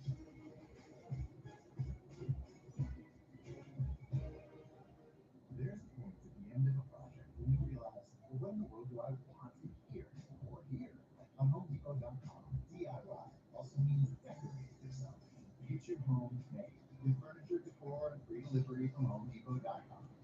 Tutor Dixon, you said a 14-year-old victim of abuse is a perfect example of why you want to ban abortion. A 14-year-old who is a victim of abuse by an uncle. Yeah. You're saying You want to ban abortion with no exceptions. No exceptions. Are you for the exemptions for work with consent? I am not. And you called the law that criminalizes abortion a good law. A good law? You put nurses and doctors in jail just for doing their job. Tutor Dixon's hardline approach is too dangerous for Michigan. You can save up to 30% on US utilities. yeah. So you can learn quickly Bank Arena in Toronto got 80 veterans.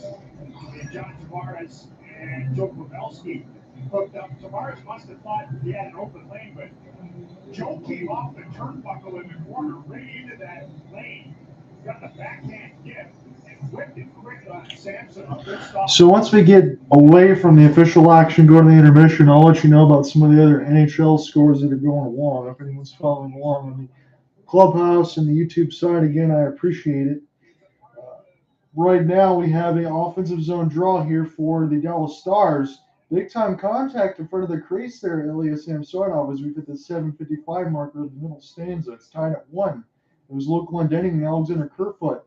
Oh, hit right in the mouth was Mason Marchment. He had an elbow right to the face, and he's going to have some words of the Toronto Maple Leafs toward the right side as the Zebras will come together. So he dropped his stick. He took an elbow right into the mouth. That was a big time hit, and Marchment just wants to make sure he's got some words there for the Maple Leafs. And we'll see who's going to be going in the box. I imagine it is one of the Maple Leafs. And that was a pretty mean elbow right to the chops, no doubt about it. So Sheldon Keefe is looking on, and we'll see who this is going to be on. So on the Bally Sports Southwest feed, that was Zach Aston Reese with a little how do you do right there to Mason Marchment. That was a rough one right there, no doubt about it. So it's going to be Zach Aston Reese with an elbow against Mason Marchment. That's going to put the Dallas Stars on the power play. This has been a contest so far, but it's been a good defensive one. At that Dallas trying to go 4-0 on the season. This is a big time matchup against the Maple Leafs. Regardless of what their record says, this is a good opportunity here for Dallas to improve against a good team. And again, 4 games in 6 nights. That is a tough task. So this puck is just battled all between a bunch of skateboards. TJ Brody just trying to kill as much time as he could. Miro Heiskanen able to pry this loose with some help. This slap shot just went wide. Heiskanen, Pavelski, now Robertson. Robertson with the wrist shot goes to the left side red line, and now Heiskanen will collect. Picked it back up now for Joe Pa. And Toronto can try to break out here into the penalty kill side. Some good work there for Mitchell Marner. Able to get this one deep down the ice, but he's going to need some help as he was rubbed off the puck there. And a little too much contacting the referees against Marner? Question mark? Because it seems like Dallas is going to be going to the box. Jason Robertson might be the guilty party. That's not the guy you want to have off the ice here for Dallas. So Mitch Marner, full marks to you, my friend, able to get all the way down the zone and get rubbed off the puck with the letters showing and the check. So I want to take another look at this here. Marner's coming down full speed. He has his back turned, maybe. I think he probably just got a little bit of charging into the boards there to Jason Robertson. That's what I see at least. Interference on Mitchell Marner is the call from Jason Robertson. That gives us another 4-on-4. It's the second of the game right now. Buck 12 left to go on the 4-on-4. 7:03 left to go in the second stanza. Tied at 1. Sagan wins the draw here for the Dallas Stars as Heiskanen needs some help. He lost the puck. It's loose now near the left side faceoff dot. An active stick check pries this loose. It's 2-on-2 the other way. Niles Lundqvist tried to leave it there for Tyler Sagan. Now Dennis Gurianov can't keep it across the blue line. They got to go back. So Ryan Suter has it now. Again, Ryan Suter, the longtime Nashville Predator and Minnesota Wild. He springs Gurianov. Big save. Gurianov trying to get his own rebound, but he couldn't pick up the second one. It was stuck in between Samsonov's skates. And now the Maple Leafs will break. It's a 2-on-3. Here's a chance for William Nylander off the backhand as he's trying to collect some reinforcements. Nylander gets it now. What a skate in between the boards and the high slot pass across to Riley. And Wedgwood made the save. That was some great work there for Nylander. He beat two Dallas Stars, weaved his way through the bowling pins in front of the high slot, got a great opportunity, pass across to Riley, but Wedgwood made the save. So highlight reel there for William Nylander. And again, if you're Dallas, one of the names that you haven't mentioned too much this year, and you haven't mentioned too much at all for any of these teams, is Austin Matthews. I see him on the ice, but I don't see the offensive explosion that everybody is kind of hoping for after coming from a 60-goal season. So we'll see if that ends up happening. So John Tavares wins the draw now. Rasmus Sandin will pick this up clean and near the high slot. Tavares spins around trying to find the puck with the help there of Austin Matthews. So it's Tavares and Matthews right now on the 4-on-4. That's all kinds of offense, but here comes Dallas Stars. Joe Caravante able to pry this loose. Heiskanen, a pass right toward the middle of the crease. It was stopped there by Samsonov and somehow didn't go in as he was holding at the left post. So Austin Matthews, active stick checks all over the place. It took 3 Stars to take him away from the puck, and they do. And they get this down the ice where Samsonov's got to touch up with the goal stick. So just about when the power play ends, it'll be about 5 minutes left to go in the second if there's no score on this. Michael Bunting can't find it, and it's cleared down the ice once more by Dallas, as the Maple Leafs will check up with Rasmus Sandin. So 10 seconds left to go on the Maple Leafs power play. It's the third of the contest. They have not scored on one so far. Picked up now by Alexander Kerfoot. Toronto's power play is going to end. Again, it was abbreviated. It couldn't really get in there too much. Kerfoot worked off the puck there by Dallas. Still 1-1. 4:55 left to go in the second period. John Andre with them the call from Scotiabank Arena. It's the 3-0 Dallas Stars on the road against the 2-2 Toronto Maple Leafs, tied at 1. Kerfoot, Marner, lost it. Picked up now by Dallas if they can get to this 1-on-1, but Toronto will cancel out. And now picked up by Ryan Suter. Is he going to let the wrist shot or the slap shot go? He went for the wrist shot that time instead of the big bomb. Brushed aside there by Samsonov. And now Alexander Kerfoot will help get this one in deep.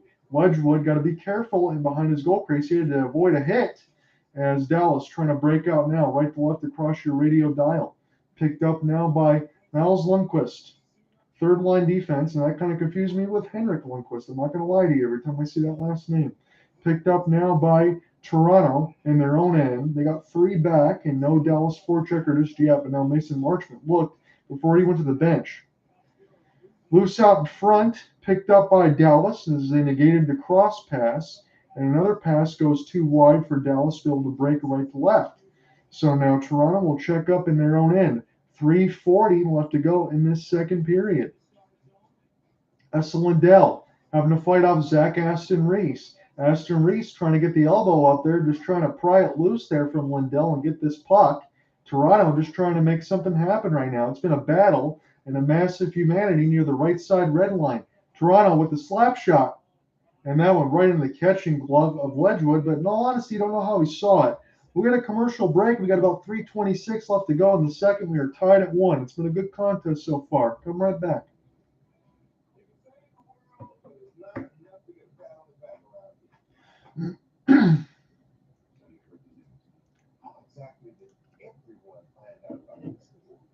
Someone left your termination papers in the printer. Your replacement.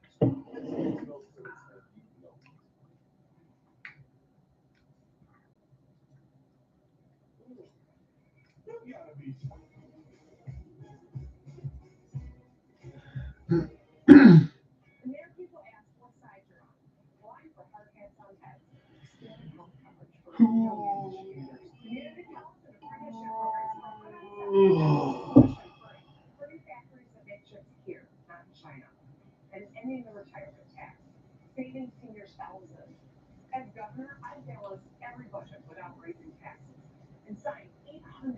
bipartisan bills with the Republicans.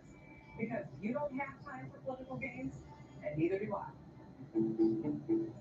Today's pros, today's tools, and the Home Depot is here to help. Job site delivery to keep you on site and on schedule, and equipment rentals to make sure you can take on any job. Plus, you need joint proactive. So let's see, as we're getting close to the action right now, it's 4-0 Canadians over the Coyotes in the Connor Bedard watch, but maybe early, I'll just say this early, maybe the Canadians win too many games to get in that sweepstakes. Depends on where they're going to be. 2-2 between the Sharks and the Rangers. The Rangers trying to go to 4-1. Sharks just trying to get a win. 0-5. You might as well put a fork in the LA Kings right now. It's 4-0 Penguins at home at PPG Paints with 3 minutes left to go in the second. I don't think we're going to have any, after we hit intermission in our game, I should say, I don't think we're going to have any in-progress games that I can flip to besides the Devils and the Islanders. That's 1-0 Devils. Is they were already chanting, fire Lindy after 2 games. So take that as for what you will. You want to fire your coach 2 games in the season. You got some expectations, I guess, if you're in New Jersey. Picked up now by Toronto as we go back into the action immediately. Long shot from the blue line from Hull gets right in the catching glove. 3:19 left to go in this second period. As John out here with you on the call from Scotiabank Arena. It's 1-1, 20 shots for the Maple Leafs, 17 shots for the Dallas Stars. Alexander Kerfoot scored the latest goal at 2:31 of the second period from Bunting and Sandin. Toronto now trying to make something happen here. Here's a pass across, and Kerfoot couldn't hold on to it as Robertson for Toronto trying to work around Jamie Benn. Intercepted pass, one-timer, good save by Wedgwood as he slid across that left post. And now here's a chance for Robertson. And another penalty is called. So holding against Wyatt Johnston of the Dallas Stars. And how many times can we say this in one game? Toronto's going to have, let me count them up right now. We'll go back to our official box. 1, 2, 3, 4 power plays. And Dallas has 5 power plays.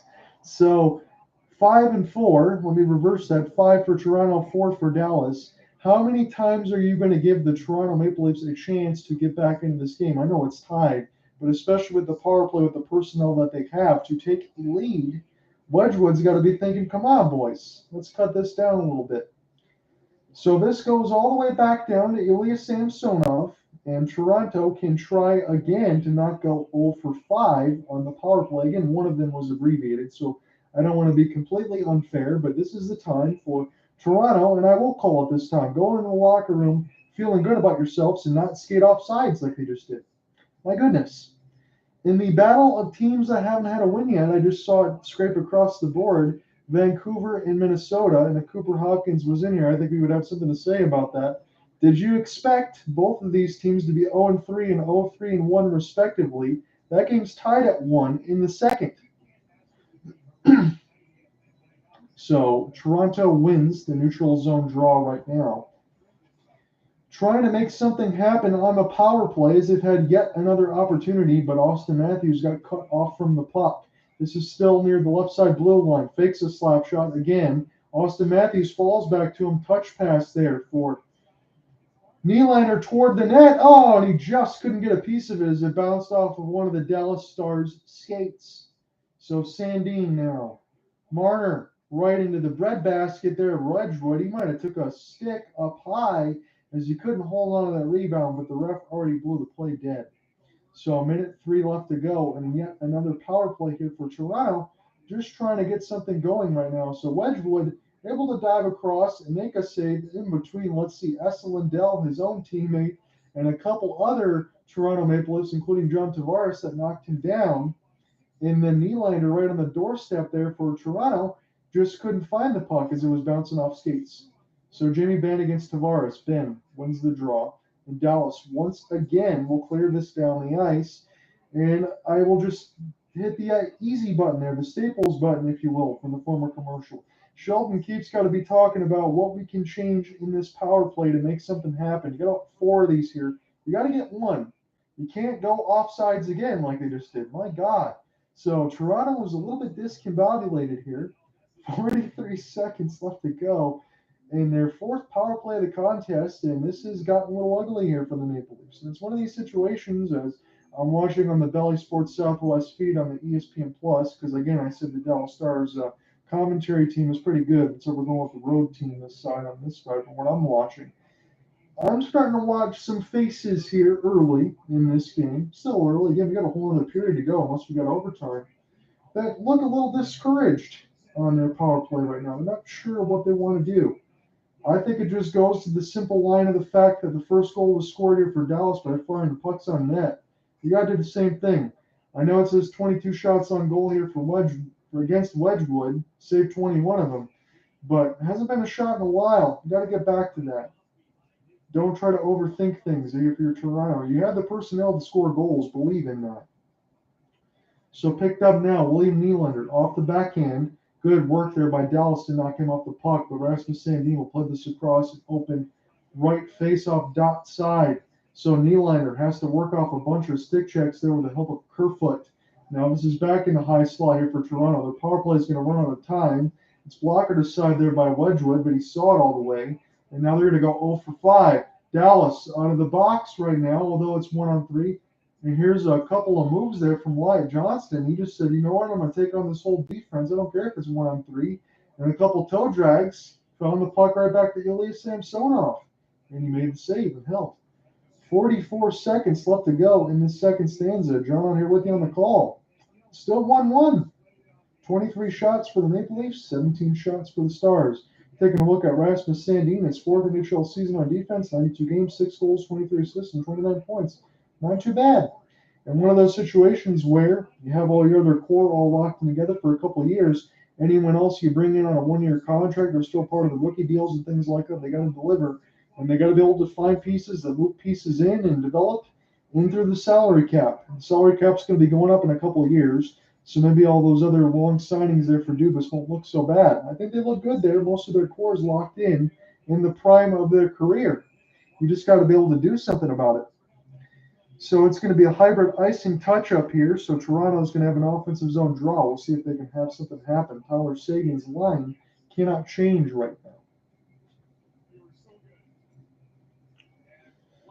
So when we're thinking about Dallas, I know Cooper asked me this question here earlier when we did our first broadcast with Calgary, in the sense of, what do you think of Jake Ottinger and what is he going to bring? He's got the off night tonight as this puck goes down the ice again. Are we going to have another icing? No, it's negated. He's 3-0 on the season. He's only given up 3 goals, 1 goal against, and he's been absolutely excellent. And Wedgwood right now has only given up 1 goal throughout this game. So Dallas only given up 4 goals so far, and we're in the middle of their 4th game being played as we're going to be heading to the 3rd period. Dallas clears this one down the ice, and do we have another penalty against Dallas? Mason Marchment has a few more words, and now he's really demonstrative toward the Zebras. Another power play here for Toronto. That is their 6th, folks. It's a 1-1 contest with about 5 seconds left to go in this second period, and they just cross-check and punch to the face of TJ Brody. And I can tell you honestly why.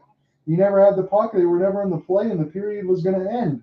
I think he just didn't like some of the heavy hitting that was going up against him. Brody was the one that gave him that elbow sandwich right to the mouth. He wanted to get a little bit of a payback, and that could be a costly penalty at some point. Who knows? Toronto's power play has to score at some point, but we're going to wait till we get to the 3rd period. We're tied at 1 after 2. Toronto's going to have an abbreviated 156 on the power play of their 6th power play when we start the 3rd period. Be right back. We'll call more of the action in a moment.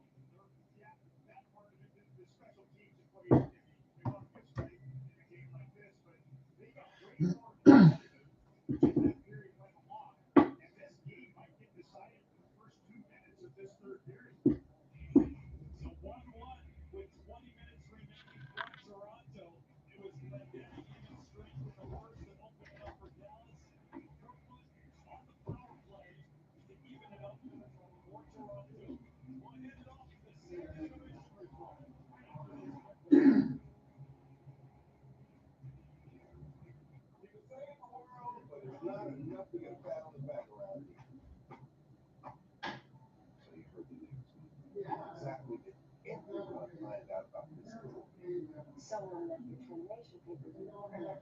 You replace me. That's what it's for.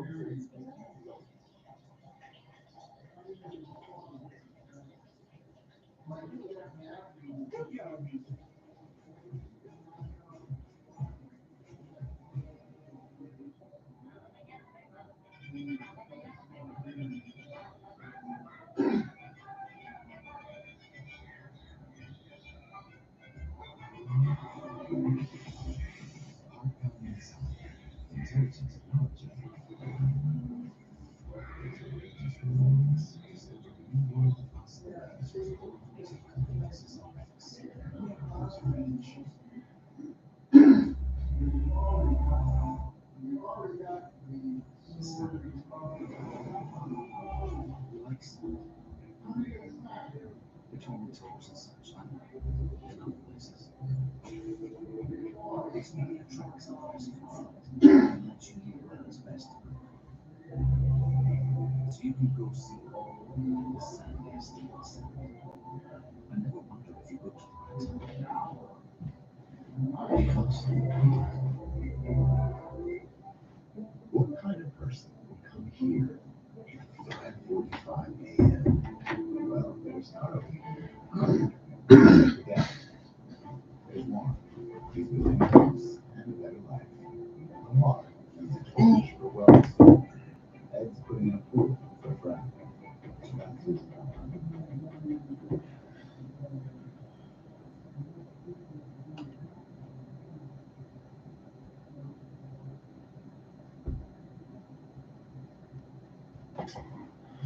All right, so the phone battery should be able to hold here for the rest of this game. We're in good shape there. It's 1-1 after 2. And let me just give the reset here. There really isn't much of a scoring reset. It was Luke Glendening in the first at 14:45 from Radek Faksa and Niles Lundqvist. And then it was 2:31 Alexander Kerfoot on the power play from Michael Bunting and Rasmus Sandin. So that could make them 1-for-6. And I will make sure I have that clarification. And on the story right now, Samsonov made 16 of 17 saves, 941 save percentage. And Scott Wedgwood getting his first start of the season right now. He's listed at 22 out of 23, 957 save percentage. So both goalies have been good. I would say one thing in the sense of Toronto been a little bit discombobulated as far as their power play, and they really have a chance. And again, they said on the Dallas broadcast, I couldn't agree more. This could be a game right now that looks like it could be solved within the first 2 minutes of the third period. If Toronto actually gets another power play goal, and they've had so many opportunities, you feel like that's going to happen again. But we'll see what ends up happening with that. I'm going to type in this goal real quick and get some of his notes squared away, and then we'll go over the out-of-town scoreboard.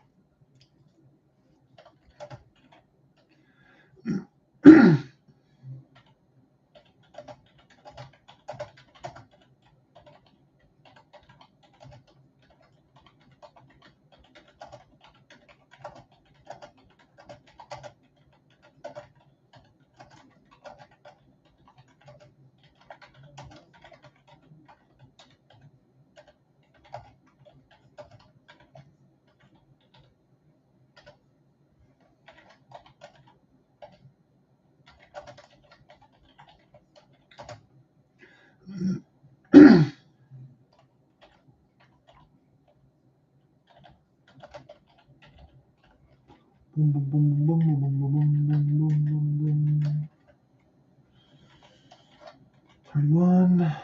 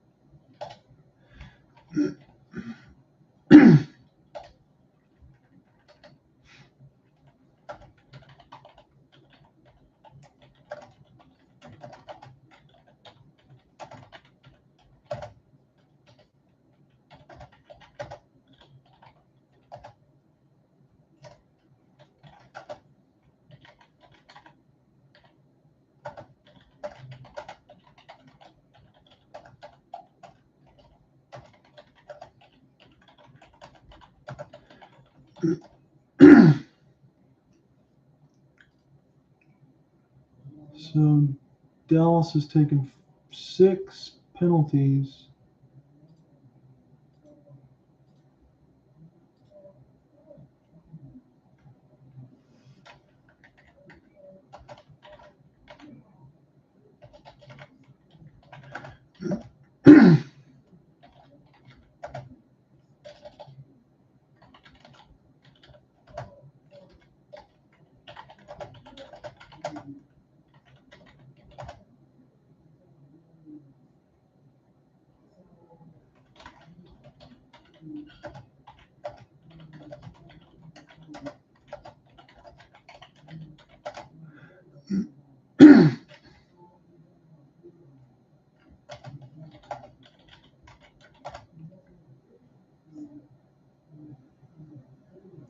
So just to catch everybody up here, again, we have the Kerfoot goal at 231 off a bunting shot that fell into the right faceoff dot. It was one time really beautifully there. It was sliding over there was Wedgwood, but it was a really difficult angle for Kerfoot.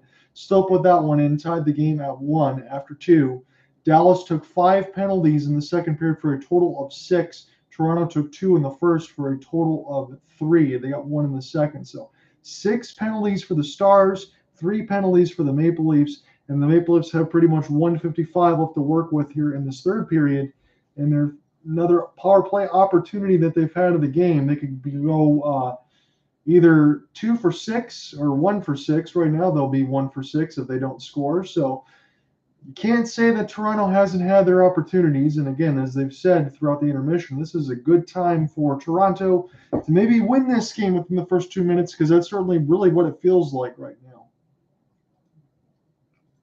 So appreciate anyone following along on the YouTube side and the Clubhouse side as we try that now. Again, I'll just throw this out there as a disclaimer. I kind of threw my way out there because I was messaging some stuff there with Cooper in the sense of what I saw in the message board from Instagram and the Colorcast side saying that it's going to be moving toward a sports betting app. Pretty much when him and I would go ahead and do a lot of these games, we covered a lot of the Stanley Cup playoffs and things, as you know, the Hopeless Sports Guy and all that. We have a lot of fun doing it. And in the sense, it's always the same people, which I don't mind. I appreciate the passionate listeners and all that want to go ahead and do that and do some work. But it'd be nice to have more than maybe 2 or 3 sets of eyes and ears. I'm doing the same thing when you're working all that time. And one of the guys that mentioned this Clubhouse app and some of these other apps, I'll have to go back in there through it, but I'm trying this one today. It said, I've been doing play-by-play and writing stuff for many years, and I feel like I'm really good at it. That was one of the ones I saw on the message board. He said about like 25 other ones. It's like, I'm tired of always seeing the same people only getting the same advice, and I want to do something about it. So I'm trying to find all these other apps, or maybe we can try to make something or make an app or do something else to get people interested in. But again, when you're thinking about all that, this is just an off-topic part of it. It's nice when everything comes together, but at the same time, I understand why certain companies, certain people leave, move things around. I mean, look at Google in the sense of everything that they do, multi-billion-dollar company, I imagine.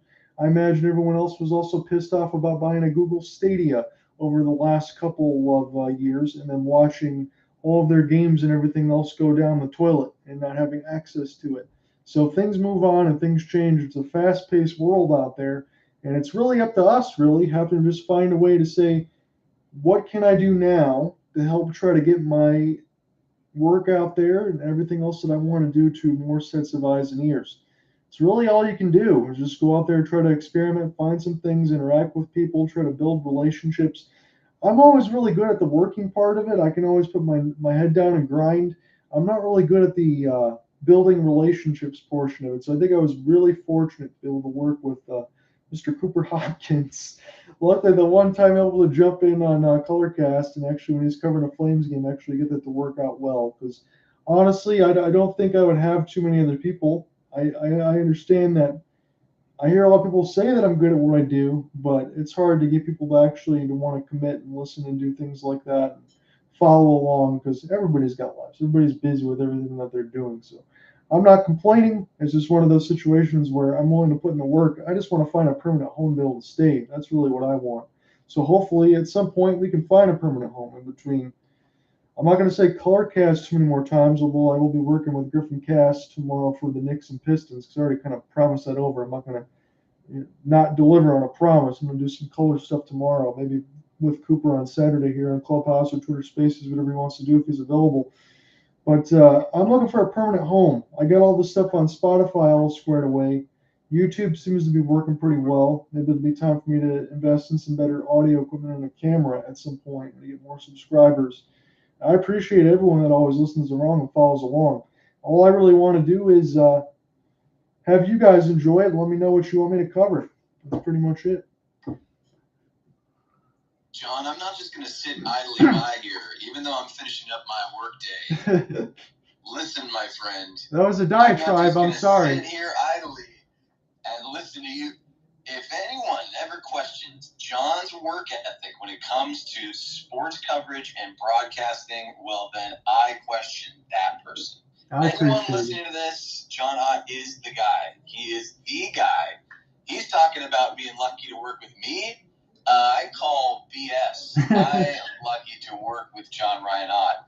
And we will find John. We will, whether it's Clubhouse, multiple platforms, right. YouTube specific. If obviously you've done all the legwork to set things up on Spotify. If you haven't checked out John's work on Spotify, Hopeless Sports Guy on Spotify, just type it in your search bar, pops right up. I have very egotistically listened to our own calls before. I have put them on in the car, and I think we do pretty darn good work, and it's only getting better. And John, I actually agree with you that I'd love to chat when we have time. Let's think about maybe incorporating some upgrades in the audio visual department. Easier said than done. It's yeah, not like I we get all it. have stacks of hundreds just to toss around, but that's something we should look into because I think that we have a lot to offer. So, okay, so now I don't have to feel so bad in the sense of I wasn't the only one that occasionally turned on one of our calls to listen to because I enjoyed it. Now, wait a second. We would be totally disingenuous.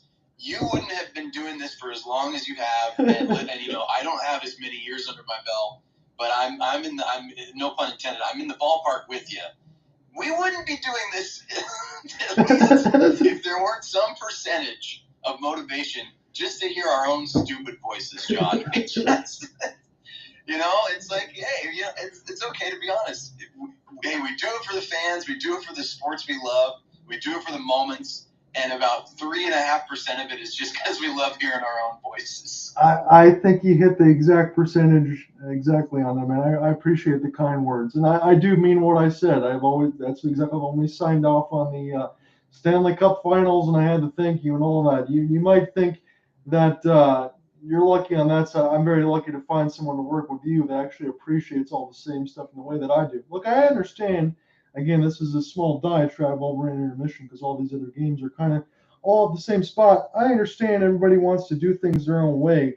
I just want to run a damn broadcast to be able to bring something to you, enjoy it with the analysis and play-by-play and intermission shows, and just have fun with it. I like to write. I like to do the broadcast. I like to just delve and get my feet wet into it because if it wasn't for me taking the class with Mark Champion that works with the Pistons and from with the Lions, he said John, you're pretty rough around the edges, man, but if you keep working at it, you're good at what you do and you can figure it out eventually. I got faith in that.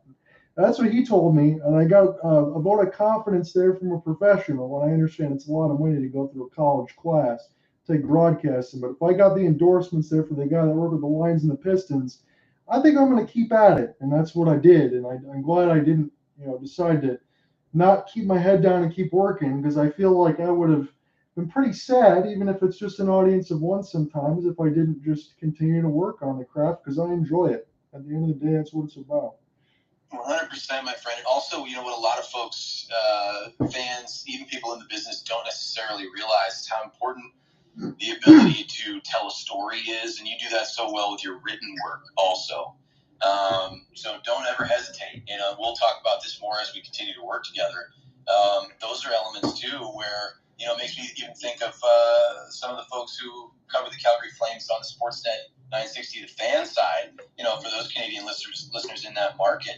Not only are those guys on the mic and covering games, they're also writing and covering games as sports writers. And that's something that you do really, really well, John. And I think it allows you, it translates to your game calls as well. It makes you so sharp and knowledgeable when it comes to analysis and even in-game commentary, which is something I noticed right away. And when you've talked about working on your craft, I know that's a big piece of it as well. Yeah, no, I appreciate that. I think it's one of those things that if you're going to be involved in all of this, I think also with the written work, it makes a lot of sense, because I think those things kind of coexist together, and that just allows you to be kind of a Swiss Army knife, which is what I want to try to do, at least for all that. Like, it was nice starting with the NBA play-by-play, transitioning in NHL, because it's probably my favorite sport. I'm not going to lie about that, because they're both fast-paced. Baseball was a little bit different as far as having to have a lot more stats in front of you, being a little slower paced. So having those three sports under my belt, I feel good. I don't know what I'm going to tackle next, because I just don't know enough about the NFL. I think soccer would be really daunting, because I really don't know enough about that at all. So at least I got three sports to hang my hat on right now, but maybe at some point I'll try to branch out a little more. But when we get back into postseason for the NHL and all that, I mean, we know where we're going to be, and we'll be excited to bring that to you. Yes, indeed. Now, listen, I'm not going to leave you hanging here. I think I have a good chance I may be able to steal some of the airwaves from you as we get into the third period here. Again, hey, real life along with our broadcasting efforts, just wrapping up some things from my Thursday, and then hopefully we can see who's going to take it in this very, very close contest between the Maple Leafs and the Stars. That sounds good, man. So let's get under it now. I'm going to let Cooper do his thing, and I'm going to take the play-by-play right now in this 1-1 contest of a minute 45 left to go in the Toronto abbreviated power play. They could either go 2 for 6 or 1 for 6 right now. They got one courtesy of Alexander Kerfoot early in the second period, but that's where we are right now, tied at 1. So I'll pull up my depth charts right now. So I got the rosters in front of me as Austin Matthews skates down an open right wing. He's got the speed burst, leaves it for Tavares near the right side dot as he spins off and leaves this one alive. Goes back to number 34. He's got it now. Tavares plays crisscross. Now this goes to Morgan Riley. Riley tried to center it out in front for Matthews, but it just seems right now, again, you don't need 4 eyes to see this one, that there's all sorts of eyes and ears around Austin Matthews. He was able to get a shot off, but Wedgwood able to find it into the catching glove. They're not allowing Austin Matthews to have his space, and that's maybe why he's only got 1 goal through almost 5 games of action.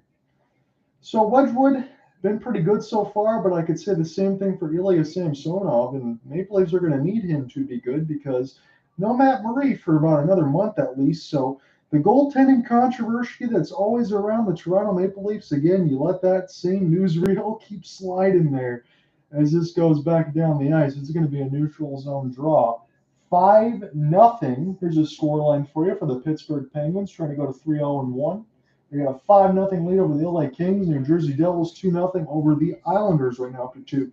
Wedgwood 3-1-3 with the Stars since being claimed from the Arizona Coyotes, 304 goals against. So not too bad for a backup goaltender, but he's been pretty good in this game, making 25 out of 26 saves. Marner trying to go across the left side red line, holding now near the right face-off dot. He's still got it. He's got space. Leaves it for Riley now. Goes back to Marner. Marner trying to wheel and deal. Leaves it for Riley with a bomb. It's fought off with the goal stick there of Wedgwood as this goes near the left side red line now.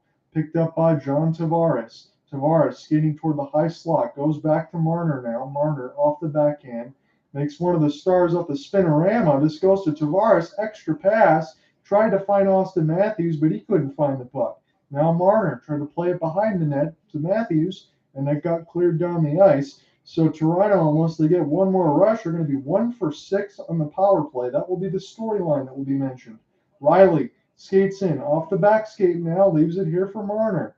The first line still out there right now. Down to 3 seconds to go on the Toronto power play. They're going to go 1 for 6, but they got this in the zone right now. Send it on front, scores! Nick Robertson gives the Maple Leafs the lead. So right after the power play expired, Nick Robertson got open, wide open in the slot. I think that could have been a Riley pass. Let's take another look at it in the Valley Sports Southwest feed. So Robertson just trying to create some space. It was bunting from Riley. They are going to get the secondary and tertiary assists. So bunting gets it from Riley, throws it right out in front. Robertson is all alone. Nothing that Wedgwood can do. I won't blame him for that one. And the Maple Leafs take a 2-1 lead.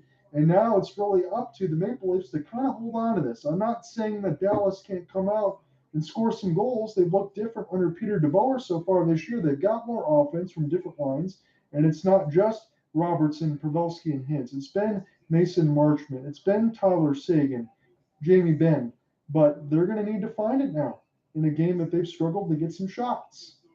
So it's going to be a offensive zone draw here for the Dallas Stars as they touch up with the icing. Second NHL season for Nick Robertson, 17 games, 2 goals, 1 assist, and 3 points. Big goal right now for the Maple Leafs.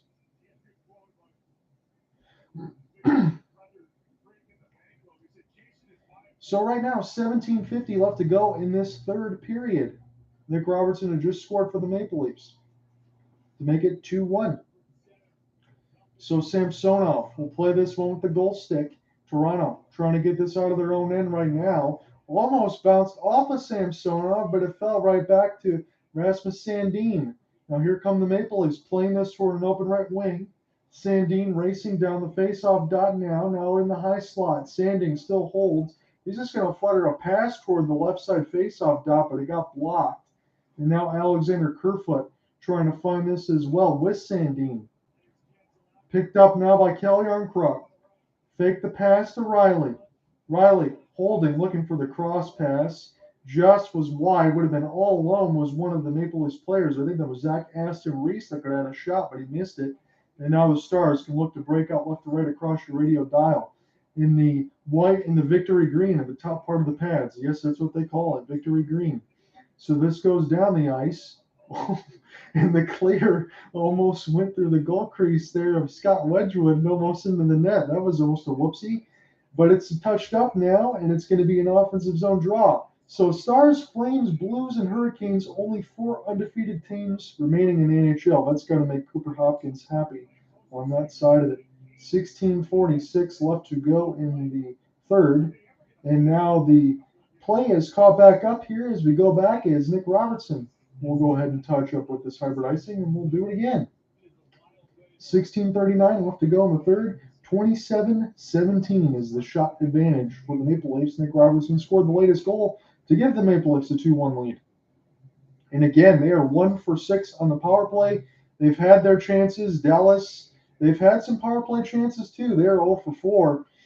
And we will see if Dallas can find some offense here, because if it wasn't for a Nels Lundqvist shot that bounced out in front for Goaltending to finish, they could be 2-0. It's 2-1. So Wedgwood will play this one for the Stars. Again, they'll try to break out left to right, knocked away there by Morgan Riley. TJ Brody, the first line defense is out there right now for Sheldon Keefe. Victor Mete will dump this in deep now. Wedgwood will play it one more time. Cut off there by Toronto. Austin Matthews off the backhand, but he fumbled it. He was pretty covered there, though. Again, every time Austin Matthews has the puck, you just see 3 different Dallas Stars in that direction. Not by design. Tyler Seguin to Robertson. They both fall down. Here's a chance for Victor Mete. Austin Matthews now. Maybe he can finally get some space. Trying to find this one with the goal stick there to pry it loose. And Dallas Stars will bang this one all the way down the kick plate. And this is not iced, as this is picked up now by Victor Mete. He will hold off the backhand with Rasmus Sandin. Sandin, Hall now is the defensive line out there for Sheldon Keefe. William Nylander lost it in between his skates. Hall will collect. Leave it there for Nylander. He's having some trouble with it near the red line side, and Dallas can't find it into the neutral zone. And here could be a chance. Robertson got a stick on the ice. Oh, and he missed the net toward the left side of the post. That would have been his second goal of the game right now. And I don't know how one happy brother would be for the other one, as one of the mom is in the stands right now. The mom is there to support both Nick Robertson and Jason Robertson, but only one of them can win this game right now, as Nick Robertson's got a goal and Jason Robertson, the one that just inked the 7.75 AAV, does not. Big save. Samsonov there from Ben. Ben trying to play this. He hopped it across with a sauce pass to Sagan. Turned over. Kerfoot racing down an open right wing side. Kerfoot now trying to find Riley as Tavares will join in. Riley now from Brody. Slap shot right into the red basket of Wedgwood. It's near the right side of the post and then held. 14:30 left to go in this third. Nick Robertson scored the goal that gave the Toronto Maple Leafs a 2-1 lead again. The Robertsons brothers and the family is also in attendance here at Scotiabank Arena. So somebody's going to be happy, somebody's going to be sad at the end of it. We'll see if the Dallas Stars can go to 4-0, or if the Toronto Maple Leafs can go to 3-2 on the season. They had a lot of power play chances. See if they can continue to take advantage of it, because they just have not. Again, it's 1 for 6 in the power play, but they keep getting chances. That's why it's 29-18 on the shot board in favor of the Leafs. Sandin, TJ Brody now. Mitch Marner off the backhand near the right faceoff dot. Brody has it now near the high slot, looking for the screen in front, and that was blocked aside by Dallas, and then taken by Morgan Riley now with TJ Brody. Brody pinballs this one. Good work there, Austin Matthews. He was the decoy half spin, and now with the backhand, what a stop! That was Tavares after the spin move by Matthews, and now elegantly holding on to the stick there was Ben. Trying to break away was Bunting, and he made him fall right into the referee just to try to get hit right in the mouth. That was a little bit by design there. So Austin Matthews, one-on-one, spin move against Kiravanta, plays it in front for Tavares, and then, oh boy, Michael Bunting got smoked right after that. So Tavares spin, gets the backhand off, leaves it for Bunting out front. Bunting, there was an opportunity right in deep, and Wedgwood made the save, and then he was getting his stick held before he fell right into the referee. So there you go. A little bit of physical and nastiness here in this contest right now. Greg Popovich on the basketball side always says he wants some nasty. A little bit of cross-reference there. You're getting it right now in this hockey game. 31-18 shot lead for the Maple Leafs. 2-1 goal lead for Sheldon Keefe's squad. Picked up now as Dallas pinch this in across the red line now. Rasmus Sandin will try to get this in deep. 13:47 left to go as we get in offsides. And we get immediate stoppage. Come right back. Maple Leafs got a 2-1 lead, courtesy of Nick Robertson, goal in third. See if the Stars can tie it up.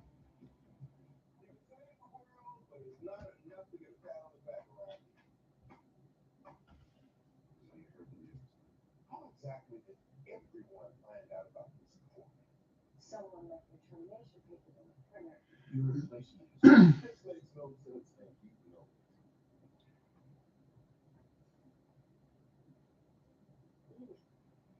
You gotta be.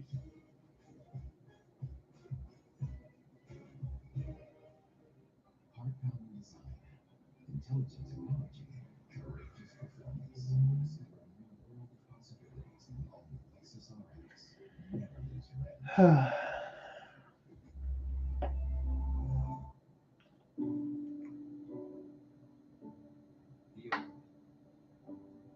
The physically challenged. The last to be chosen. Shelter dogs with special needs face a far longer road to adoption. But Subaru knows even the toughest roads can lead to the most amazing places. That's why Subaru and our retailers created National Make a Dogs Day to help all underdogs find homes. Subaru, more than a car company. There's the third period.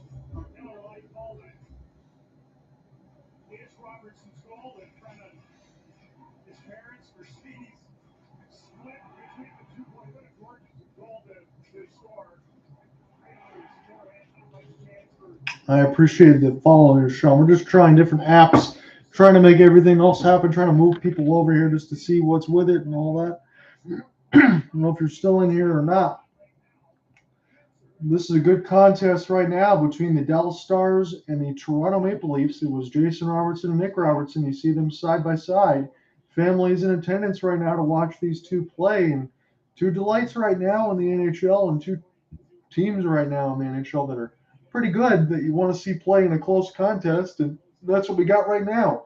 2-1 lead for the Maple Leafs. 13:35 left to go in the third. John on here with you on the call from Scotiabank Arena. Bunting lost it in between escape lanes as Dallas. We'll go all the way back and check up. Ryan Suter now with Joe Pavelski as this is pinballed off the kick plate. Dallas now trying to go left to right across your radio dial. Pavelski gets worked off the puck. Pavelski now with Rope Hintz. Now Robertson. Robertson still with it now somehow as he got around Justin Hall. Try to give it back to Robertson. They're battling through the puck. He finds it in between escape blades. And now this goes near the right side red line. Pavelski with Robertson. Robertson still trying to do some work as he's joined in there with Rope Hintz. And now it's finally cleared down the ice. This will be iced and picked up now by Dallas Stars for an offensive zone draw. 13 minutes left to go in the third. So it's 5-2 now, score line for Montreal against Arizona. In Montreal, 3-2 on the season. I think that's probably a little bit better than they would have expected right now. And the Sharks have tied it up against the Rangers 2-2. Back into our action right now, Samsonov made a nice save toward the left post.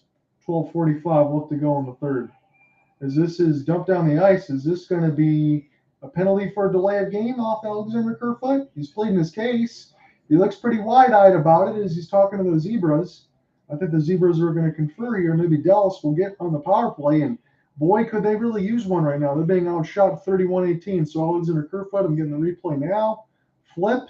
Don't know if it bounced off of Sagan. I couldn't tell that cleanly. It did not. So Dallas is going to get a power play. Alexander Kerfoot. This was going between Sagan, and Sagan was coming together right as he was trying to clear, and I guess there was just a hope there for Kerfoot. Whoops, I didn't know what I meant to do there. I'm just trying to bounce this off and get this down the ice, and he put a little bit too much mustard on the hot dog there as the puck went out into the players' bench, in the crowd. So 12:48 as Sheldon Keefe looks on. Again, that's one of those mistakes that could usually come back to haunt a team, but Dallas has looked pretty silent here, like the bear in the hibernation. So we'll see what happens. Wyatt Johnson, extra pass, Mason Marchment on the doorstep, and Dallas scores immediately, and now they wave it off. So Johnston and Marchment are coming together in the crease of Samsonov. The referees waved it off immediately. Incidental contact with the goaltender. They did not waste any time. So Marchment off the wow, that was a great extra pass by Dallas. And yeah, I guess everybody between Wyatt Johnston and Mason Marchment, Samsonov upon second look, it looks like Sagan might have pushed Marner into Samsonov, and that's what negated the goal. So still 1:51 left to go in the Dallas power play that they got courtesy of Alexander Kerfoot clearing it out of play. That was still a really good design, though, by Dallas to be able to get a quick shot on there. Whether or not you run into the goaltender, good quick passing in close and toward the crease. They had to make Samsonov move. But fortunately for the Maple Leafs, there was contact out in front. There really is going to be no argument for me. But when you look at Mason Marchment and Wyatt Johnson combined there, that's good effort. Even though they pushed Marner in there, I appreciate the extra passing. So now Dallas, hold on a second here, folks. Let me get my bearings straight. So Wyatt Johnson and Sagan come together and all that. And now they're going to call Dallas on the penalty. So they had a goal called that was negated, and I understand that one coming in. And now they're going to call them for goaltender interference. That was one of those Price is Right sound effects that you could think of, the common one there that might go against the Dallas Stars. My goodness, this game has had a little bit of everything here. Let me double check my box score. So again, the Alexander Kerfoot penalty is in there at 7:12. And now Dallas is immediately going to challenge, and Peter DeBoer is going to challenge again. If you lose this, you're going to be going to the box anyway. So that is what Dallas is going to do. They don't want to lose this power play right now. where again it would just be 4-on-4 for a minute 51. They thought they scored. Goaltender interference was pushing Mitch Marner into Samsonov. That was negated. And then Dallas was subsequently called by the Zebras for a goaltender interference penalty. Peter DeBoer is going to have none of it right now. So this is a critical time, 12:39 left to go in the third, just to make sure Dallas can stay on the power play. If not, we're going to have 4-on-4 for a minute 51. Looking at Tyler Seguin right now on the Bally Sports Southwest feed. This is drawn out here with you. Again, Cooper Hopkins may or may not join me, but he is listening in on the clubhouse side of it, and I humbly appreciate that. And as well as anyone that's following along on the YouTube side. It's been a good contest in between the Toronto Maple Leafs and the Dallas Stars. Dallas trying to go 4-0 on the season. Toronto trying to improve to 3-2. We're still kind of waiting for the call right now. This is taking a little bit longer here as we're over a minute right now. Again, the replay that keeps being shown is Seguin pushing Marner into Samsonov and then the goal not being called. And then trying to get Tyler Seguin inadvertently after that for a goaltender interference penalty. There really wasn't much, I will say this, that Tyler Seguin could do. He's in close. He can't really get out of the way. So maybe that's why this is taking an extra long time. I mean, you don't really want to just railroad the goaltender.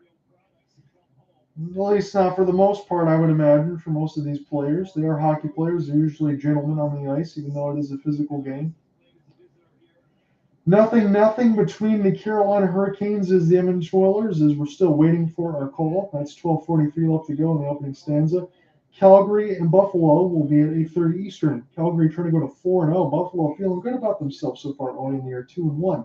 Vegas and Winnipeg. It was a really good win for Winnipeg last night. A good call by Cooper Hopkins as I watched that slap shot there by Neil Pionk. That was a thing of beauty. That was an incredible shot there as the Jets won in OT. And we are still, folks, looking at the iPads and everything else right now, and it's charged up here in the station. This is a replay that's taken over about 2.5 minutes right now. So I guess when it takes this long, you just want to think that maybe, just maybe, speculation here on my part, that we're just going to say it's inconclusive and we're not calling anything, or what? Boston and Anaheim, 1-1. Boston looking to go 4-1 on the season. It is Pittsburgh opening a can on the LA Kings on off of the so many games and so many nights. Kyle Dubas is shaking his head. He's a little bit frustrated, and I'm jealous because he's got a lot more hair on his head than I do. What are they calling? Refs are getting this together right now.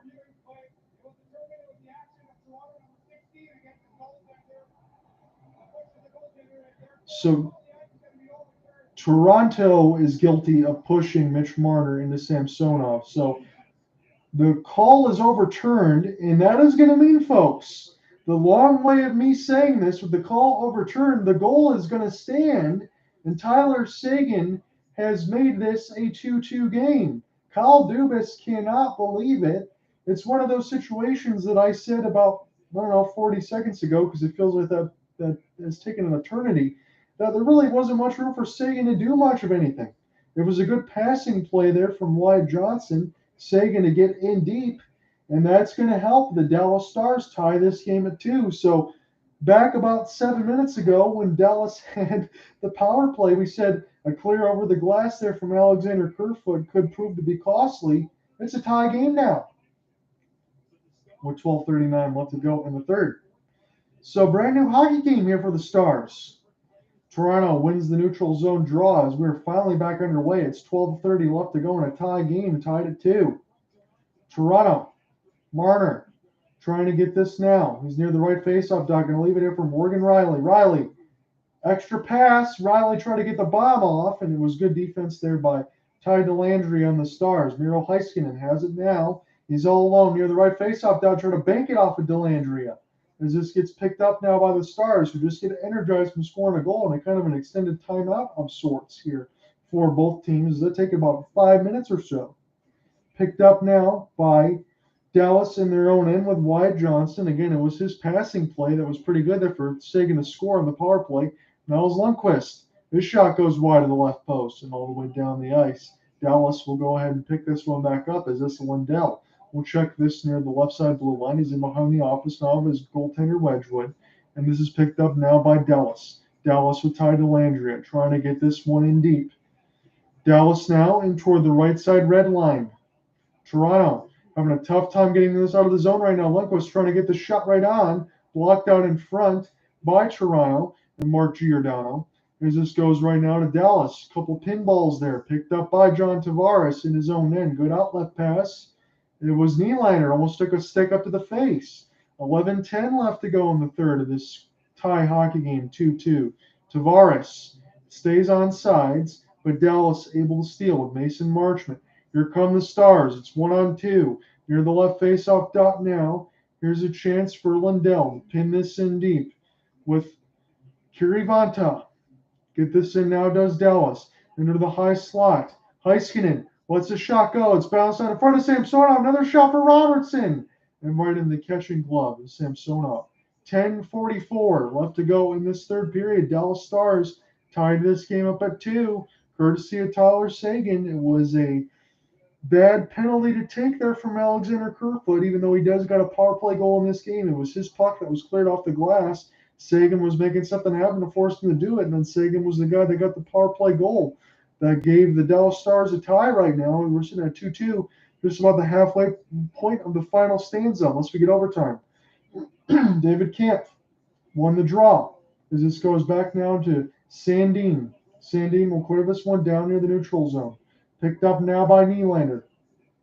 Victor Mete trying to get a piece of it as well. Alexander Kerfoot with an active stick check as this goes to Tyler Seguin. Seguin, wrist shot right in the catching glove of Samsonov, but it was loose. That was a good shot there. Seguin keeps it alive. Jamie Benn holding, trying to find Ty Dellandrea. Now Mason Marchment. It's loose out in front for Seguin. Seguin now trying to get around Justin Hall. Hakanpää trying to pry this loose here for the Stars. Picked up now by Mark Giordano. He's going to settle this one down. We've hit the halfway marker, but not before a penalty is called. And we'll see who this is going to be on. This has been a parade to the penalty box for both teams. This has been a good contest as far as defensively and getting some shots on, but my goodness, the discipline has not been found between these two squads right now. As something was called, but there's been so many penalties, I don't even blame the folks at ESPN on the box score for not relaying what it was. So Tyler Seguin right now was unassisted. And again, I guess we're not going to have a penalty. My apologies. There was a non-offside call. It was a penalty called, and then it was negated, I guess. So back underway here. Shot right on there from Colin Miller, and it goes right into the catching glove of Samsonov. 9:49 in the third. John out here with you. It's tied at 2 at Scotiabank Arena. And when we come right back, we've hit the halfway marker. Let's try to finish this game off, or maybe we get into OT. Who knows? I'm right back.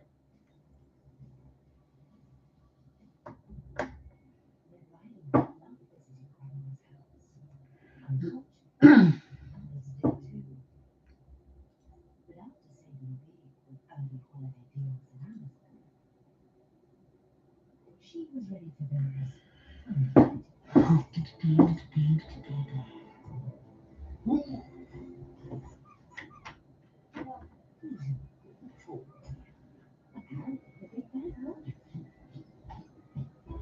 What proof do you need?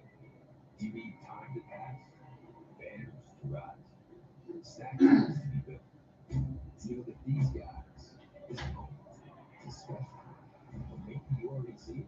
More speed, more skill, more than ever before. So, will you let this golden era pass you by? Or will you say, yeah, I saw it. I was there.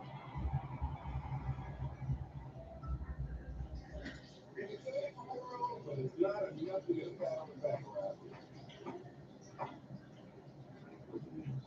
How exactly did everyone find out about this report? Someone left their termination paper in the printer.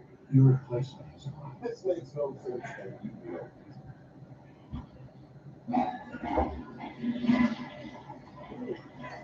You gotta be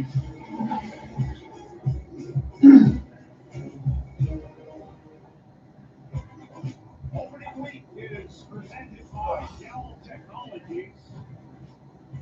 Up here in Toronto, Ontario. The Stars and the Bucks are tied at 2. tied it to because of a challenge by the Stars coaching staff, good move by Lord, Steve Scott, and have to take you behind the curtain. Kelly Forbes, who got a rousing ovation on opening night. Inside American Airlines Center, they know. Yeah, they know. Stars video coach Back into the official action right now. 9:40 left to go in this tie game, tied at 2 between the Dallas Stars and the Toronto Maple Leafs. Maple Leafs trying to go right to left across your radio dial and intercepted by Kiravanta and then dumped down the ice. This will be iced. 9:33 left to go in the third. John Under with you from Scotiabank Arena between the Maple Leafs and the Stars. Maple Leafs 2-2 on this young season. Stars are one of the few teams that are left that are undefeated, 3-0 on the season right now. It's going to be 4 games in 6 nights, so this will be a tough task for Dallas, and you can't imagine through that stretch, at least I wouldn't, that Dallas would stay undefeated there. But if they can get this win with Jake Ottinger getting a night off and Scott Wedgwood playing as good as he's been, it's 29 saves out of 31 opportunities. You got to feel pretty good. Columbus just tied it up against Nashville 3-3. As you see that going on with 4:23 left, so games are pretty tight right now in the NHL in this Thursday night. So Dallas will get this one across the red line now. Give and go with Robertson. Rope hands try to center it out in front for Samsonov to make a difficult save, but it never found him. And now Victor Mete turns it over. Here's a chance now for Sagan. Heiskanen lets it go through the screen and blocker to side by Samsonov and held. 8:54 left to go in the third. It's 6-1 now. The LA Kings actually scored a goal, so they're not going to get shut out, but it's a $1:49 left to go in the third. So Pittsburgh is going to go to 3-0-1 on the season. The Detroit Red Wings will try to go to 3-0-1 on the season when they play the Chicago Blackhawks tomorrow night. I'm not covering that game, but I will do a little bit of a right recap as we do for the Detroit teams here as we try to get the local coverage. 1-0 Edmonton over Carolina. Carolina 3-0. Edmonton just trying to start on time. They scored a goal in the first period. Wyatt Johnston all the way back in his zone in as Nick Robertson for the Toronto Maple Leafs trying to make his life difficult. Joe Caravanta will get this one down as this is pinballed near the right side blue line here for Toronto. They're trying to get this out of their own end now as it goes back into the neutral zone. 8:30 left to go in the third. Stolen. Nylander has it. Going to let the wrist shot go. Missed it all. Hit it high off the end glass. It fell back to the blue line side where Dallas can try to break out, but they turn it right over. That was Jason Robertson with the turnover now. So Nick Robertson has it now. Number 89. Trying to leave it here for John Tavares. Picked up now Nylander. Here's a chance for Morgan Riley. Couldn't get the wrist shot off. He's near the left side red line now. He's being hounded there by Kiravanta as they're doing some work in there with Luke Glendening. Trying to get picked up now. This is Tavares. He missed it all. He was wide open in the high slot, but he just missed it toward the right side of the red line. Esa Lindell comes together there with Luke Glendening. Fourth line out there for Peter DeBoer's squad right now is Pierre Engvall trying to join in there with Alexander Kerfoot. This is just stuck near the right side red line, part in between some skates and the high slot now. Riley through the screen trying to look for a Nylander deflection. Kelly Armkrok now. Riley. Here's Kerfoot. Kerfoot cross pass. Now Riley. Well, that was blocked by Esa Lindell. That could have been a goal right there. We're still live. Got worked off the puck, did Toronto. Goes back to Riley into the screen again. Toronto all of a sudden now starting to buzz. Feels like they're waking up now, getting that caffeine. 7:15 left to go in the third. Dallas can't get it out. Kerfoot in the high slot, holding now off the back skate, buys some space near the left dot. Pinball through, saved by Wedgwood. And now Dallas gets this down. It's 1-on-3. Trying to get some extra skating there was Jason Robertson. This gets touched up by Toronto. And now Morgan Riley with TJ Brody. Because again, no Jake Muzzin. He's going to be out for a few weeks, so they're missing a defensive star on that side. Number 34, Austin Matthews, has it now. Here's a chance now for Mitch Marner. He got rubbed off the puck. Picked up now by Kerfoot and Kiravanta. Kiravanta's got it now for Dallas. Going to leave this here for Jamie Benn. Put this down deep. Brody's going to have to go spin all the way back because he lost it. Now Mark Giordano has it. So Giordano has it in behind the cage of Ilya Samsonov. We did the 6:20 marker of this tie game in the third period, 2-2. Austin Matthews got a nice jump toward the left side red line. He got sandwiched hard, lost his helmet, And I don't see how there is in any way someone goes and steps up for Austin Matthews. If that's Michael Bunting trying to fight Joe Caravanta, that's what you do there when you try to mess up Austin Matthews. I like that pushback there by Toronto. I know Austin Matthews isn't going to care too much about it. It is hockey. He understands what it's all about. When you score that many goals, you're going to have all kinds of intensity on you. But Caravanta, I'll put no mistake on this one. He put his stick right into the head of Austin Matthews and dislodged his helmet, like all of his weight onto his helmet and that stick to knock Matthews down. That could have looked pretty bad if Matthews had some kind of neck strain or something like that. Look, I don't want to speculate, but when someone takes their two hands with the brunt of the stick, they force it all the way into the neck and dislodge the helmet. You imagine there's going to be some punches in the face of Caravanta, and he's going to be going to the box. So this is one of those nights where, again, Razor Ray said it on the Dallas broadcast, and I can reiterate it here. Toronto's got an opportunity to go 2 for 7 on the power play. Really isn't anything else you can say here for Dallas in the sense of complaining about a call, because you just can't do that, especially when it's Austin Matthews. When it's Austin Matthews, it's Connor McDavid, Kel McCarr, Nathan McKinnon. That's all eyes and ears right there, no doubt about it. Refs won't miss those. John Tavares trying to get the draw. It's Heiskanen, Glendening, Lindell, and Dellandrea right now on the kill for the Stars. Dellandrea trying to get a piece of it. This is kept in by Morgan Riley. Tavares being worked over nicely there by Miro Heiskanen, but it's still with the Maple Leafs. Picked up now by William Nylander. Nylander, extra pass to Tavares, but it goes back to Austin Matthews. He's on the left side, D side. So he's trying to make things interesting here for Sheldon Keefe's squad as far as their power play management. Have him be the lone forward on the left D. So Nylander now leaves it for Morgan Riley. Riley, cross pass to John Tavares. John Tavares now with Austin Matthews. Finds Riley, gloves it down. He's in the high slot, but he's being hounded. Here's a chance for William Nylander toward the right side dot. Toronto, patient right now. This next goal could be the last one. Riley into the screen, stopped by Wedgwood. Riley picks it up now. Matthews near the right faceoff dot as Toronto will patiently circle. This is Riley, not a Matthews. Now John Tavares near the right faceoff dot still as they're keeping that space in that overload. Nylander. He has it now from Riley. Marner. Fanned on it was Austin Matthews and Morgan Riley trying to get the one-timer. Nylander shot, pinballs off Wedgwood. He gets it back near the right dot. Toronto all over Dallas right now, but they can't find a lane to shoot. Marner, cross pass for Nylander, but he couldn't hold it. Nylander now trying to find it. Morgan Riley will pinch. Dallas has got to be getting tired. They haven't broke that diamond shape out just yet. Austin Matthews tries to get this around for Tavares, and now Nylander. As Toronto's power play has not changed. They're kind of just keeping their space. Riley in the high slot near the right dot. It's loose on the front. Wedgwood save! It's in between the goal stick, and he holds with 4:29 left to go in the third. Toronto very patient on that power play. They just wanted what looked to be a chance in the high slot to get a one-timer past Wedgwood. That's certainly what it looked like to me, what they were looking for. They just couldn't find that there, and they were content to move the puck all the way around the horn, and Dallas was content to stay in that passive box, that diamond shape, to try to cut down some of those 1-2s. That's what I saw on the ice right now, but Wedgwood, I would think, win, lose, or draw right now, Dallas has to be pretty happy with his effort right now as it sits at 2-2. Maple Leafs got a 35-25 shot advantage right now. They lose the offensive zone draw, but it's still a battle for the puck right now as Dallas trying to slam this around the kick plate. They get it out of the zone. So Toronto able to do a lot of work there, but not able to get a lot of shots. Just 2 for Wedgwood to stop on the 6th power play, the 7th power play of the game. I think they're 1 for 7. I'll get my official numbers in the story. So Kerfoot gets this in deep. 4 minutes left to go in this tie game, tied at 2. Dallas Stars trying to go to 4-0 on the season. Can they do it?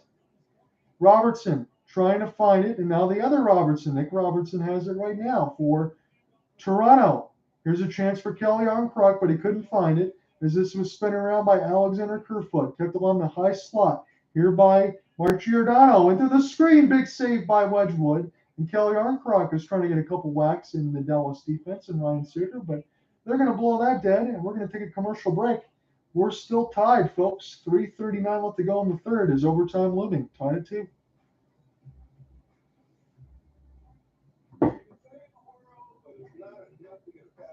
How exactly did everyone find out about this before?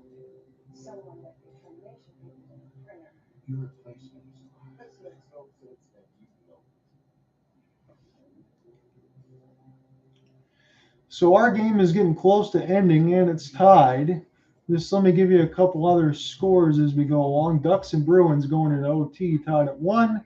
Blue Jackets trying to get their second win of the season. They're up with 1 minute left against the Preds, 4-3.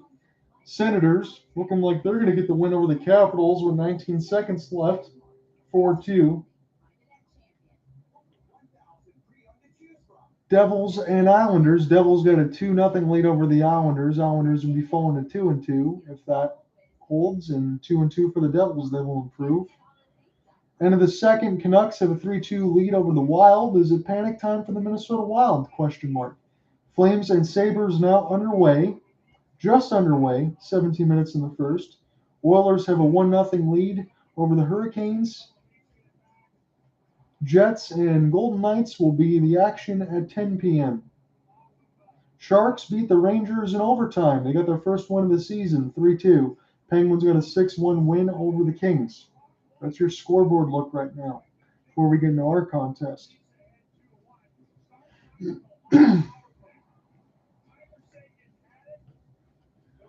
Appreciate anyone that's followed along on the YouTube Clubhouse side this evening. That's where we're broadcasting. It's been a good contest.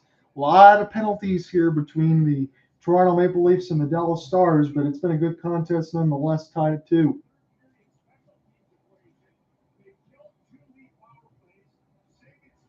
So let's get back into the official action right now. It's an offensive zone draw here for the Maple Leafs. John Tavares is going to get set to take it right now, as opposed to the other 91, Tyler Seguin. Shot right on and stopped by Wedgwood. So that was a shot there for Riley, and we're going to do this again. Wedgwood has made 35 of 37 saves, and on the other side, it was Samsonov stopping 23 of 25 shots.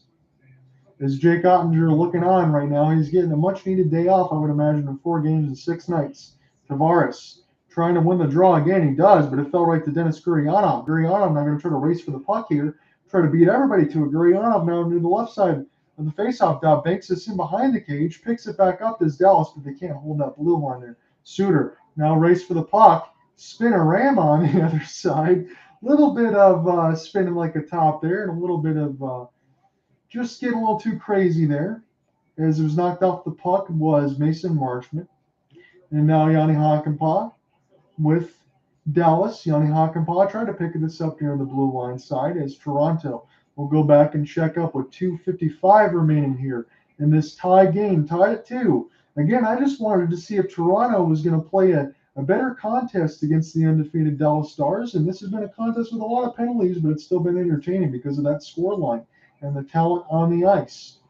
So picked up now, TJ Brody got worked off the puck. Dallas will intercept. They lost it in between some skate blades. Austin Matthews able to get it out, and then Toronto turns it over through the neutral zone. Morgan Riley trying to get around Jamie Benn. Matthews here to Marner, right into the catching glove of Wedgwood. That was a fancy glove save there.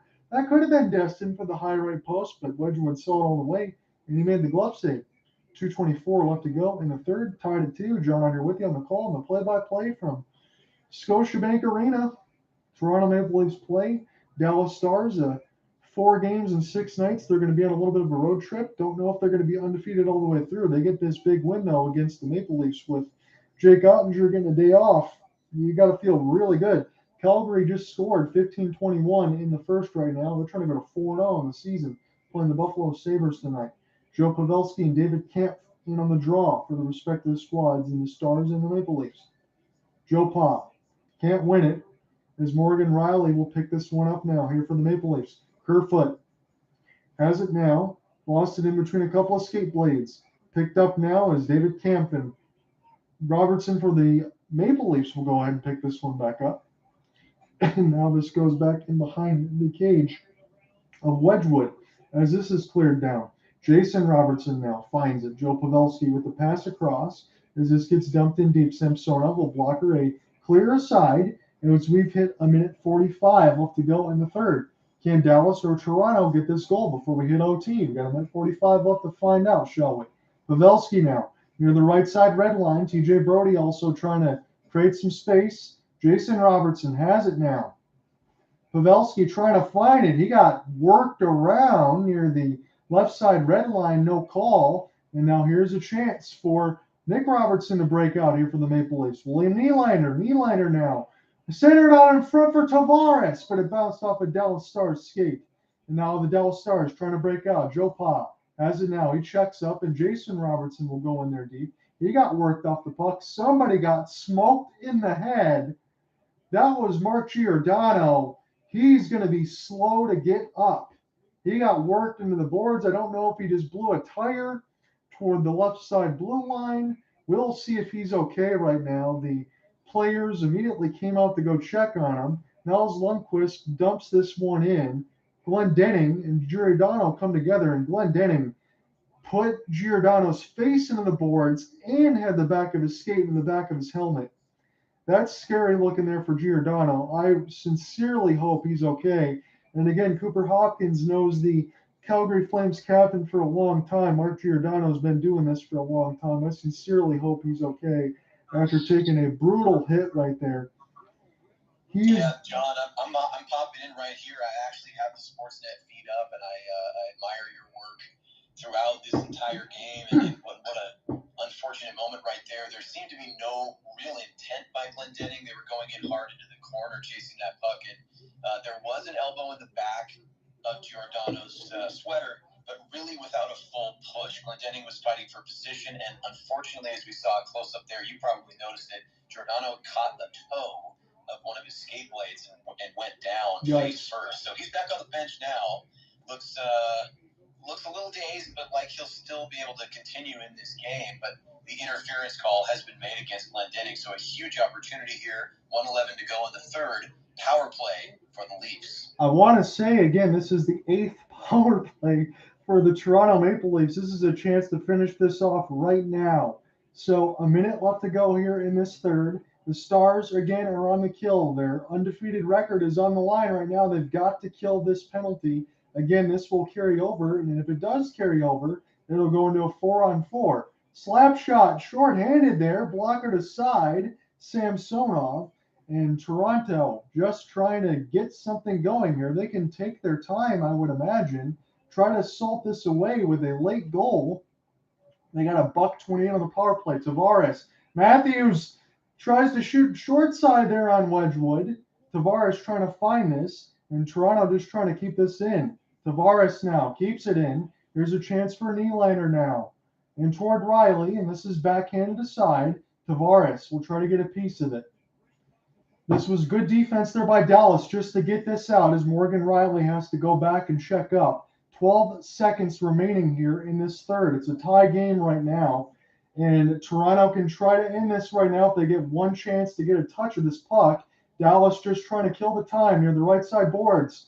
And Toronto's going to run out of time. And then obscurely, Cooper, they didn't shoot there the last 2 seconds. We're going to OT.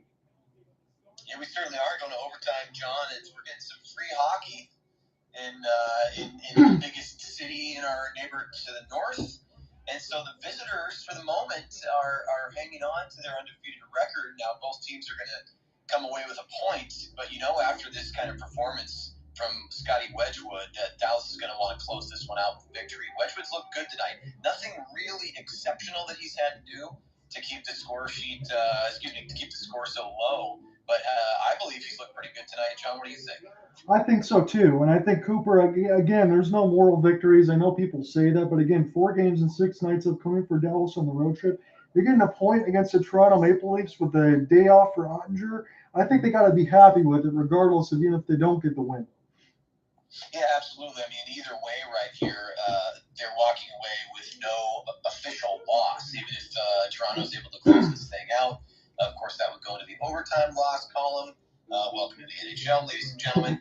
Right now, I'm taking a look at Tyler Seguin retaping that stick. He looks like he's getting serious, trying to get to 5-0-0 on the season here in this overtime period. And I would think, John, you'd agree with me here, with the skill that Toronto has. Not that Dallas is unskilled by any stretch, but they are pretty top-heavy when it comes to their forward line. I think that this 3-on-3 format is going to favor the home team. What do you say? Oh, absolutely. It's one of those situations. I know we talked about it a little bit last year. Look, all these guys are signed with Marner, Matthews, Tavares, Nylander. Yeah, the skills on the Maple Leaf side, and when you get to the exhibition like this up at 3-on-3, sign me up for it because we could see an absolute highlight reel. Maybe this could end in 30 seconds. Yeah, it certainly could, and I'm expecting at least one Robertson to be out on the ice to start here. Will he be wearing blue or wearing white? And I just saw both of them on the bench, so maybe my prediction is immediately incorrect. But we're going to see some fast play here. You know Toronto's going to want to get back plus 500 on their season as they're sitting 2-2, as you've mentioned a couple of times. But will Dallas remain undefeated here officially? We will see. It looks like we have none other than Austin Matthews ready to take. Tavares is going to take this face off, and I'll let you jump back into the play-by-play. So I saw in the Bally Sports Southwest, Dallas was 10-4 in overtime. Good record for them. Right now, they got to kill a 40-second Toronto power play as they're going to be entering left to right. And if they do kill it, it's going to go to 4-on-4 until we get a stoppage. Dallas able to clear this one down near the neutral zone, and Toronto can take their time. They got 40 shots on goal, 2 goals. Dallas, 27 shots on goal. Again, they're going to be guaranteed at least a point, not a regulation loss. Nylander. Going to keep this one in deep now. John Tavares will play this to Austin Matthews. Here's a chance now for Nylander near the right side dot. Matthews holds. He's waiting in the high slot. Matthews, it could fall right to him, but it fell right to Wedgwood instead. Matthews was waiting near that open right dot. I thought for certain he was getting a goal there. Boy, John, looked like the puck was going to leak through the blue paint right there, and it did not. It may have hit a stick blade. It did. It did. One of the defenders for Dallas just able to tip that puck. It died right next to Wedgwood. He found it and covered up. Asa Lindell was fortunate it bounced in between his skate blades there because Austin Matthews was lurking. So we're still underway right now here in overtime. Very happy to have Cooper Hopkins join me here on this one. Again, we've seen Dallas quite a bit, especially with the Calgary Flames in the postseason. So we'll see what this team can do. As Peter DeBoer trying to get this team to 4-0 right now. So Brody, Riley into the screen. It's tipped out in front. It goes just wide. Picked up now by the Maple Leafs is Kelly Arncroft trying to dig this away from the left side red line. Riley, Brody, Kerfoot now. Brody with a shot opportunity, and that bounces in between a couple of bodies. It's 4-on-4 right now until we get a stoppage. Here come the Dallas Stars, right to left, racing down the ice, as I believe this is Ty Dellandrea with the puck. He's got this near the right side red line. Dallas lost it inconceivably, and Kelly Arncroft can just say thank you very much as Toronto can go back and check up right now. As this is a chance for Morgan Riley and the Toronto Maple Leafs to just take their time. 3:30 left to go in this overtime. Again, once we get a stoppage, if there's no goal, we'll go back to 3-on-3. But if we don't get a goal within 3:25, we're going to a shootout. So Austin Matthews dumps this in deep. Stars will intercept now. Picked up now by Kirivanta. Again, no John Klingberg because he's an Anaheim Duck now. He would normally be out there right now on this OT. Picked up now in between a couple of skate blades as he got knocked away from Rasmus Sandin. Picked up now by the Stars as Mason Marchment will try to play this one across. And toward the red line side, Jason Robertson finds it, wants to pass across for Miro Heiskanen, and that got gloved aside on the play. Wow, John, Toronto so close, inches away from finishing this game right as the penalty was expiring. Open net. Wedgwood didn't seem to have an eye on the puck, and the puck slid past the right post. I mean, I was fully expecting you to make a final goal call tonight. I thought so such too. luck for the boys in blue with 2:55 here to go in overtime. Toronto will be taking their timeout. So interesting here. They had a really strong push and may just be trying to catch their breath. I think they can feel it. John, you mentioned in the third period they were really starting to buzz pretty frequently and look like the better team. Not that Dallas is fully fading, but Toronto just does what they can do, and with all of their skill, we're making some really strong pushes. And that shows up on the shot board as well, as they now have 42 shots on the night to just 28 for Dallas, as we see on our Sportsnet feed. The replay of that bouncing puck that almost ended the game. And look, Cooper, I'm going to hit the easy button on this one. We don't need to be Sheldon Keefe. Let's take this time out because we know who we're bringing out there. Austin Matthews, John Tavares, William Nylander, and Mitch Marner. Let's go. So right now, 2:55 left to go in this OT. We know the big boys probably will be out there, and if they're not, I'd be surprised after that timeout. So Tavares has this off the draw. He couldn't win it clean though, and now this goes back to Miro Heiskanen. Pavelski now toward the right wing side. He's going to wait for some help. Jason Robertson plays crisscross. Miro Heiskanen now has it. Joe Pavelski now with Miro Heiskanen as we get 3-on-3 play now. Here's a chance for Pavelski in the high slot. Good pass interception there by William Nylander. Now with all the space in the world, can Toronto take advantage of it? Nylander able to buy some space as this pinball's back. Rasmus Sandin, Tavares, and William Nylander out right now. Very confusing to me that you wouldn't bring in Austin Matthews, but here's a chance. Marner off the backhand, and good back check there by Dallas. Ben has it now. Picked up now, Tyler Seguin. He lets the wrist shot go. Big save by Samsonov, and he elects to play it. So 2 minutes left to go in this OT. Left to right across your radio dial will be the Toronto Maple Leafs. Now Austin Matthews is out there, number 34. Let's see if he can make some magic happen. Does get around one, which was Seguin. Drop pass and held as Toronto going to take their time. Matthews got to watch him near the right dot. Now in the high slot, he's just going to go all the way back. Matthews going to leave this here for Mitch Marner. Marner now holding. Still in the high slot. Going to go around to Matthews as it goes around the kick plate. Wedgwood will play this one. Tyler Seguin trying to find it. Morgan Riley trying to make life difficult.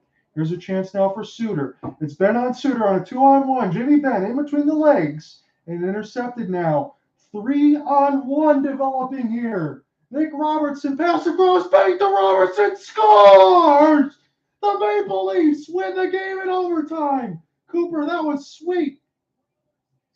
John Ott, what a call on that winning goal right there. Jamie Benn at one end doing his best to dipsy doodle around a defender, and he does not. He's denied. And the Maple Leafs come back 3-on-1, as you aptly pointed out, the other way. And if you give Toronto that kind of advantage, they will burn you and burn the Dallas Stars. They did. Robertson with a beautiful left hand one-time slapper past the glove of Wedgwood into the net.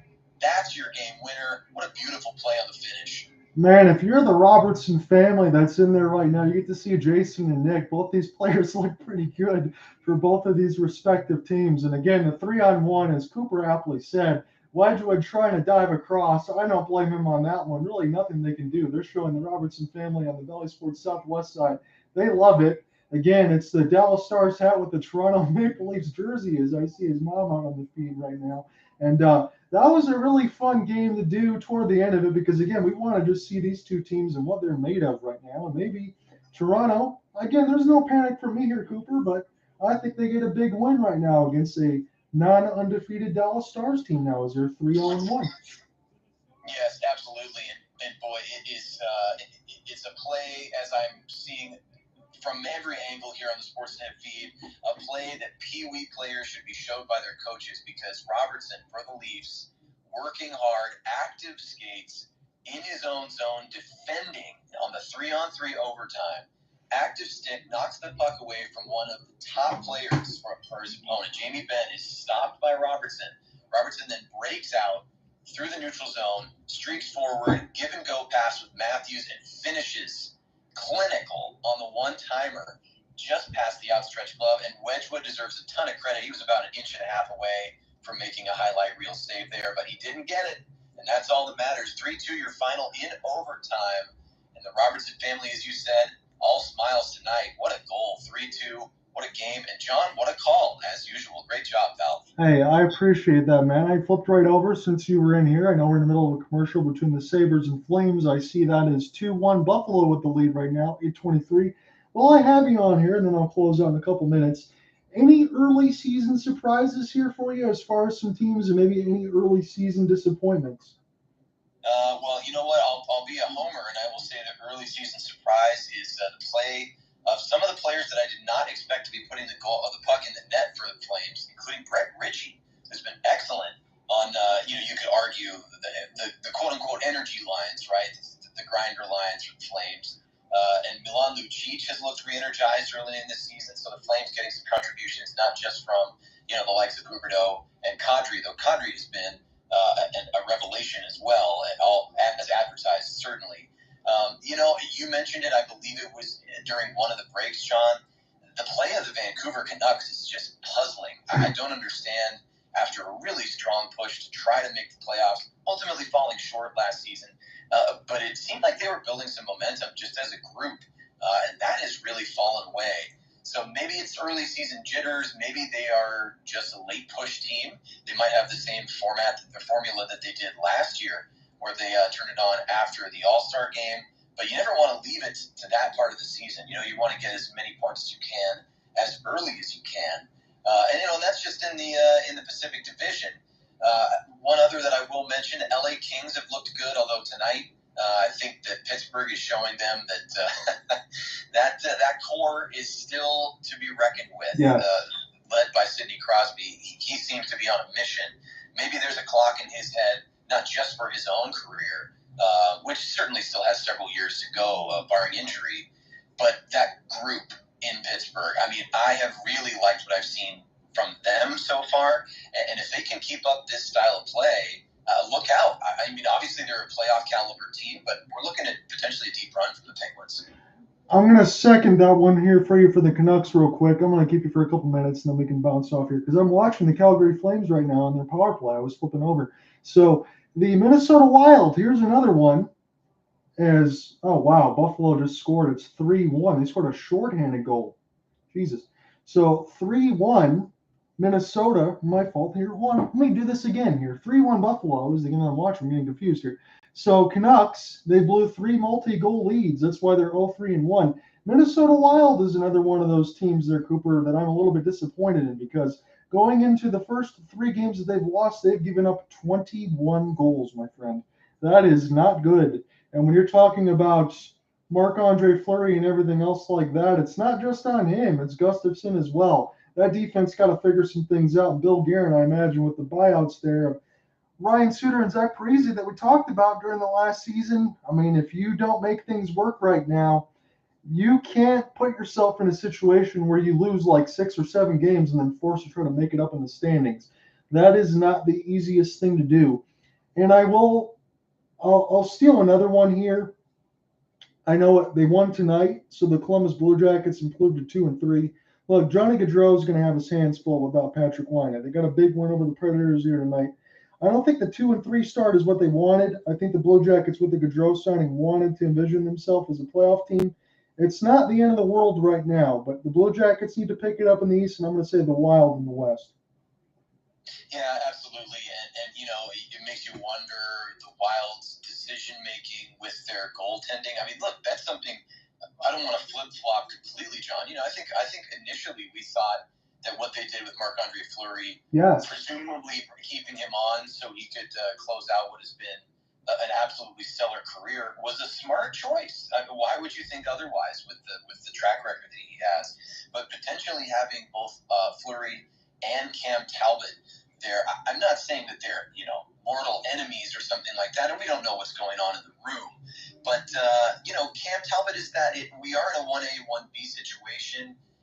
Is there discussion going on about who should be the starter? The goals against is really upsetting, and I know the fans of Minnesota Wild are letting themselves be heard when they can. The NHL Twitter is definitely taking it to the Minnesota Wild right now for good reason. And I'm just curious to see what can be done. Again, I want to touch one last time. Vancouver, do we expect elite play from them early on? No. But there's got to be more. I'm just curious if their leadership can step up and right the ship before things get off the rails too much there. I'm kind of in the same boat with you. Again, I'm just looking at this before we close out here. So I know this game could be a little bit of a disappointment here, Cooper, if this doesn't change here. I got Markstrom with 3 goals against right now. It's 10-7 on the shot board in favor of Calgary, but it's 3-1. I saw Dan Vladar got an extension today, which I think was a pretty good move there by the Calgary Flames. And I also saw, I know we can talk about this if we do the game on Saturday, that the discussions there for a new arena in Calgary is also getting back underway. Yeah, that's true. Yeah, Dan Vladar with the $4.4 million contract, nothing to sniff at certainly for a backup goaltender who I think a lot of folks, having seen him now in a number of games, argue that there are franchises that would probably like him to be a starter. And, for those fans out there who know a little bit about the AHL and CHL players, there's Dustin Wolf, who is now in Calgary, not at the big club though. He's with the Calgary Wranglers, formerly the Stockton Heat. He's one of the top goalie prospects in all of hockey. So an interesting play there. I think there's some discussion about Dan Vladar potentially being a trade piece later on, but I can't believe I'm saying this right now, John. And recency bias aside, Markstrom's play has been shaky early in games this year. I'm not saying that Dan Vladar has been just flat out the better goaltender. Markstrom definitely has made some solid saves, but it seems like he just sort of doesn't wake up until the second and third. So something to be addressed there with their goaltending coaches. It's unfortunate, a team like the Sabres, who they are on the up. I think they are improved and will have a better season than they did last year. But Calgary has looked like one of the elite teams, and to be down 3-1 right now and letting in a shorthanded goal, not a great look. So hopefully the Flames can come back and Markstrom can settle down. Yeah, I agree with you that on early there with Markstrom, because from what I saw when we did the game Saturday, I know you weren't able to join that because you had an 18-inning affair for your Seattle Mariners, but Dan Vladar did the job against the Edmonton Oilers, and that was a really entertaining game. So if you're ready to go on Saturday, I will pencil in the Hurricanes and the Flames. If not, I'm going to cover the Avalanche and the Golden Knights. So it will be a hockey assignment for me. But if you want to do Carolina and Calgary, I'm going to jump right in. It's a question of what platform we're going to do it on. Yeah, you know what? I think let's pencil it in for now, and we can confirm it tomorrow. I think that we're in for it, and I'm just now. This is not what I expected to be thinking, but I'm curious which Flames team is going to show up. The one that's down 3-1 to the Buffalo Sabres at home right now, or the team that has been super, super fantastic over these first few games and 3-0-0 for the first time since 2009. Hopefully it's the latter, but let's find out together, John, on Saturday. All right, sounds good, boss. I will see you then. All right, excellent work as always. Talk to you soon. All right, see you.